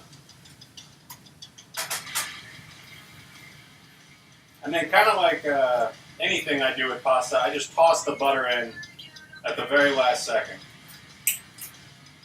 And I tasted the pasta, and I know that that's seasoned, and I know that the pasta sauce is seasoned, so I'm not going to do anything else to it.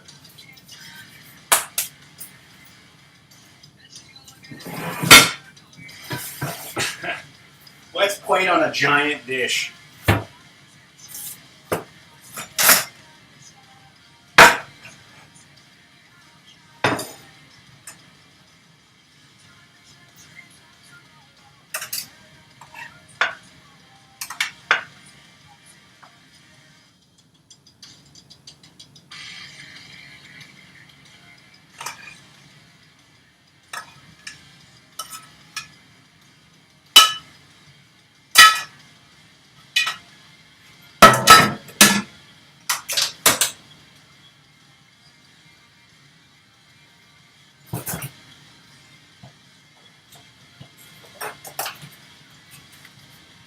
So you can see there's no liquid running anywhere. It's all absorbed nicely into the pasta. And we just add a little bit of Parmesan cheese right on top. Gorgeous.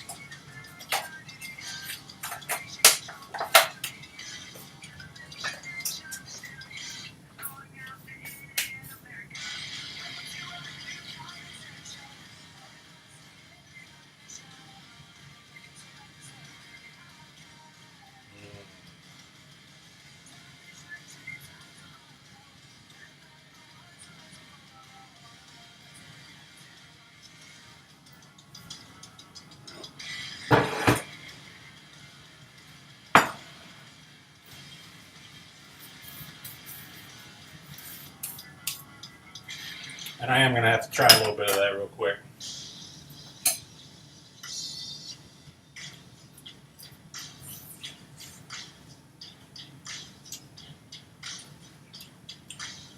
That's one of my favorite types of pasta sauce. Braising liquid and beef. Oh my God.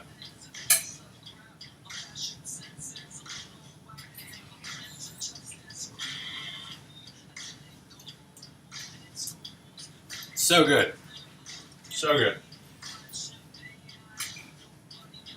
And the best part is, and this is how you know it's true Italian, they don't even eat the beef. All the flavor's there. And the pasta's cooked perfectly.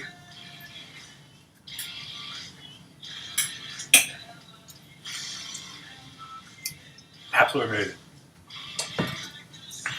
That is delicious. Alright, so, and I actually didn't even need my pasta water. But I will save that just in case. So I got my pasta water boiling back there. I'm going to season that. We're going to make the cacio e pepe. I'm going to make just a small amount of this pasta because I just want to show you how I used to do this in the restaurants I ran. Oh man, up to 7 people. We're getting there.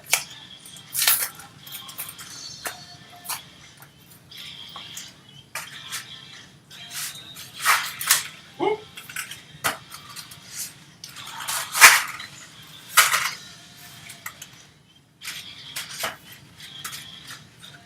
All right.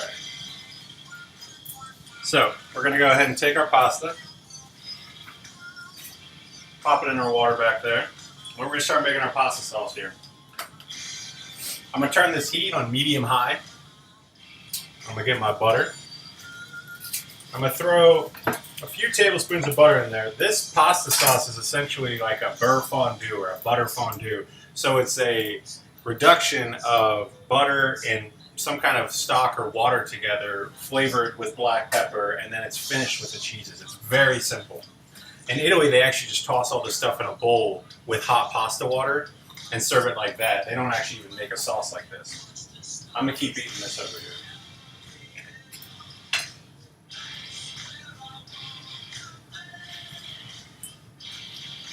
With my huge...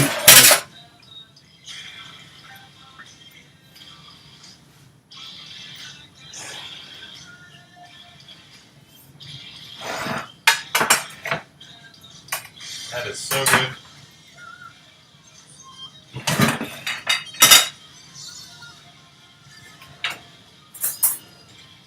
I don't know if my plate of pasta is big enough.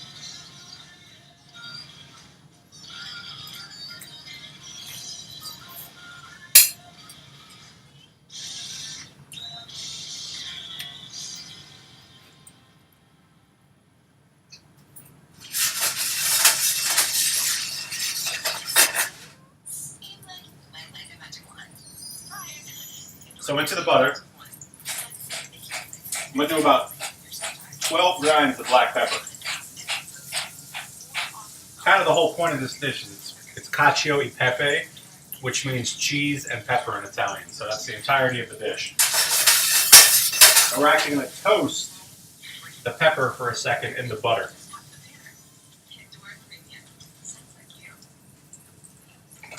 All right, I can smell it starting to get toasty and nutty. I'm going to add my stock.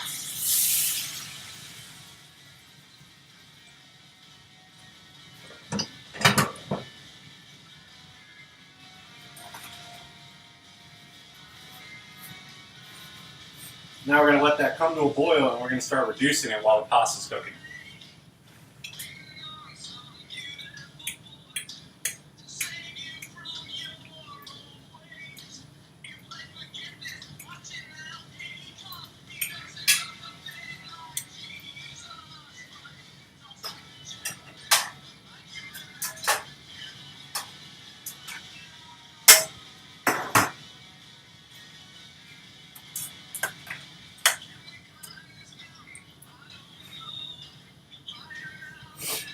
No, burn noisette means that I would have browned it.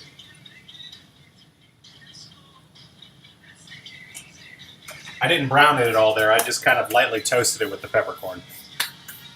Toasted the peppercorn, not the butter. The butter never hit browning.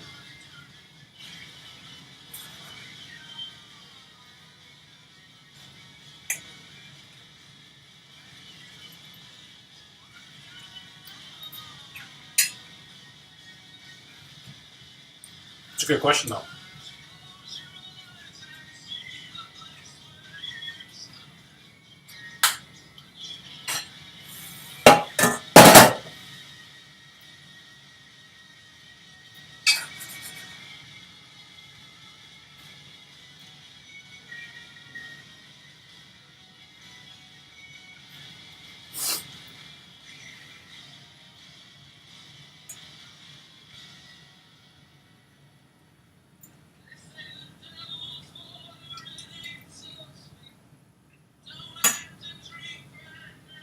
I could probably eat this whole thing.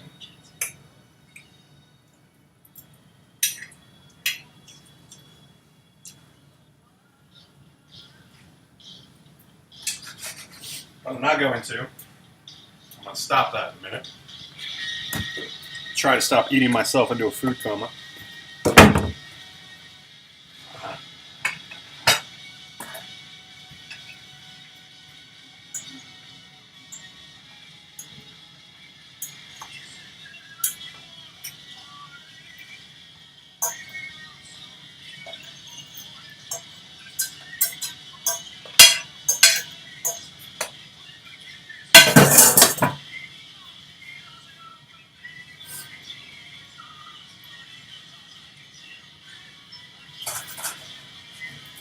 So this is continuing to reduce. The pasta over there is cooking. This pasta's probably got another 3 or 4 minutes. This is one of those pastas where it's extremely important, sorry, to have enough liquid in the pan when you add the pasta to it, because it really does need to cook into the liquid for a couple of minutes. What it does is it really helps to allow the cheese to be tossed in, and makes it a lot easier for it to emulsify. If it's too dry, it's just going to come out stringy, and it's no good.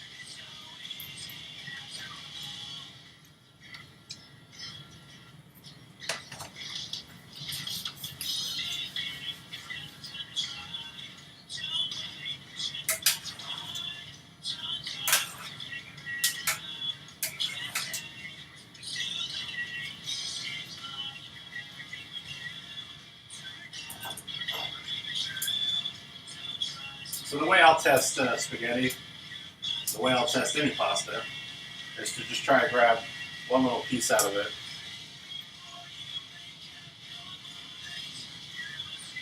I don't know if you can see that little white in the middle of it, but that shows that it's getting pretty close to cooked.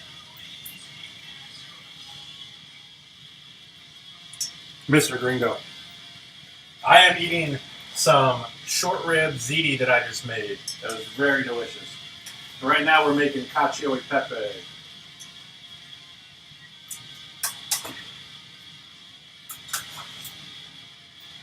I'm going to grab all my spaghetti here.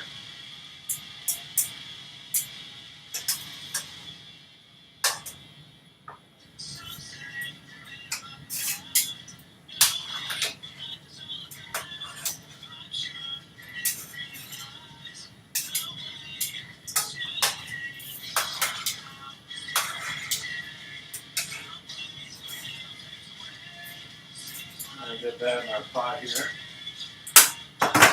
Now I'm going to turn this up to high and let the pasta start cooking into the liquid.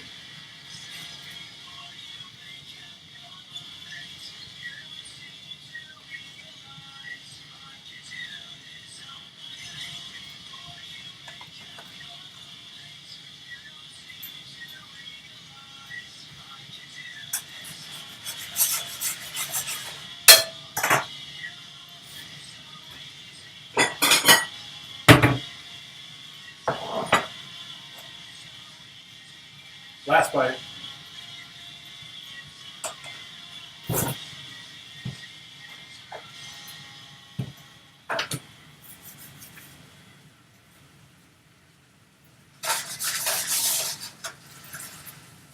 Alright, it's starting to reduce that a little bit. I'm going to let it keep going. Pretty soon, though, I'm going to hit it with my cheeses, and then I'm going to hit it with another final little touch of butter just to cream it. Pretty much every single pasta that I do gets finished with either butter or olive oil. I am a real chef, yeah.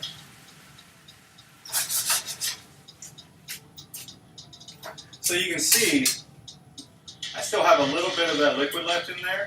That's what I'm going to want. The first thing I'm going to do is toss in my pecorino. Just a little bit. Start with that. See how it goes in there. And once you start adding your cheese, you can't put it back on the heat. So I toss it in nice and slow.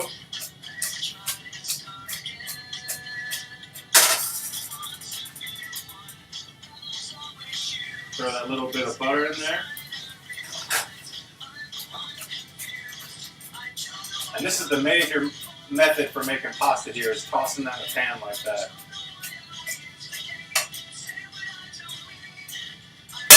I'm actually just going to take a little touch of pasta water just to thin it out a touch.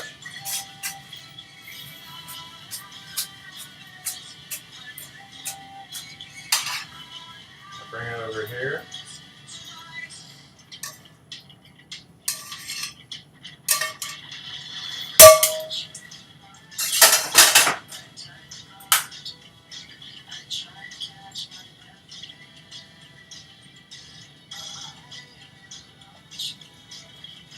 So if you look at it, it's nice and creamy. It holds itself like that. Very beautiful.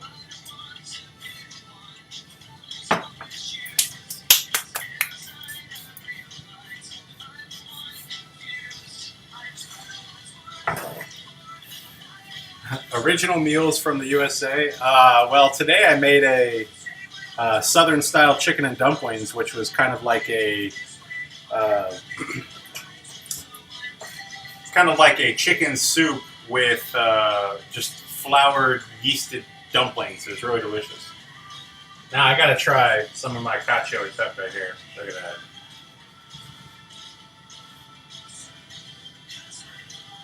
Peppery, cheesy.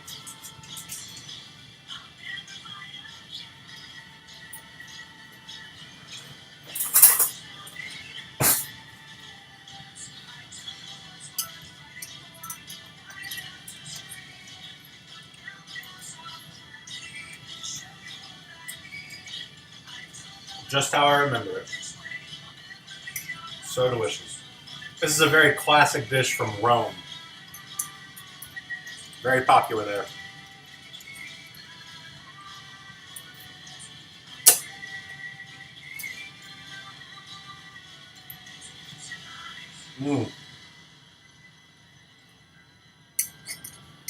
Fantastic.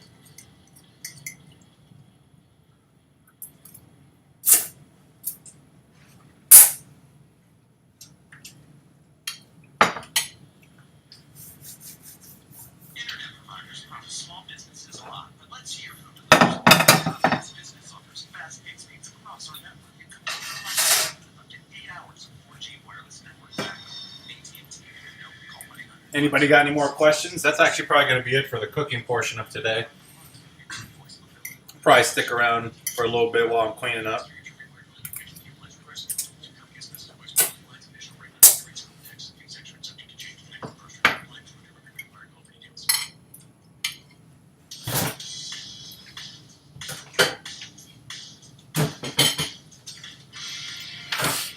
I gotta say, I've probably eaten better today than I've eaten in years.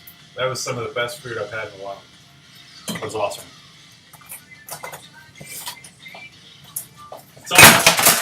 It's all comfort food for me, so you know.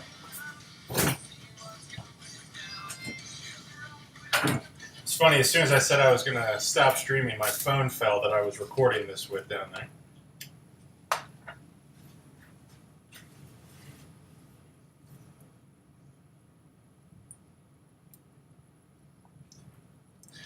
So honestly, for this recipe, yes, you really do need pecorino. It changes the flavor a lot.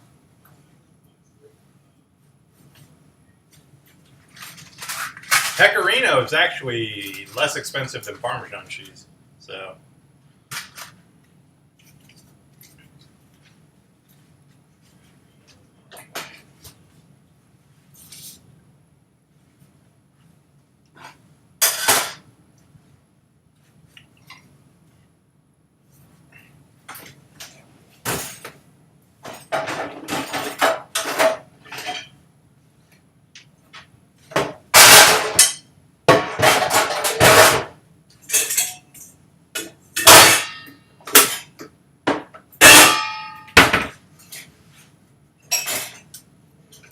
This is the Ask Me Anything portion of the stream. How about that?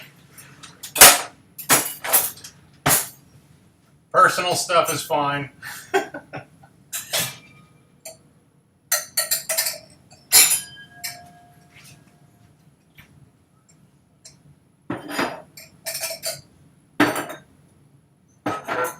I'm an open book anyway.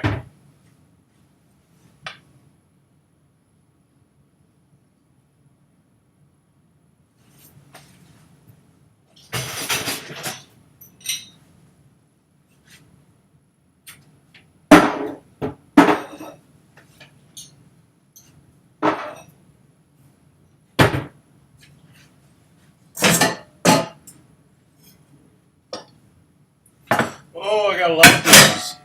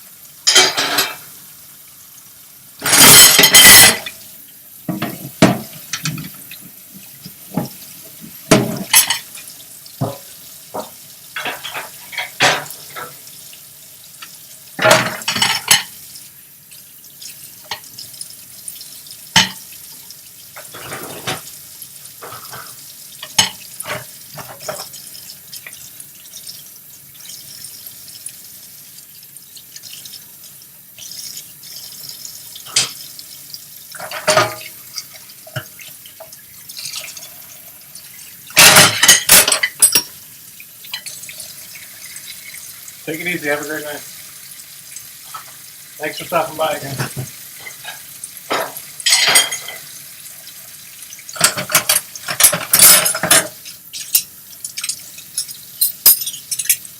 Yeah, I'm going to go ahead and turn off the stream now. This probably isn't too exciting. Anybody else who's here, have a great night. And I appreciate everybody. Take care from Chef Gongon in the back of the house.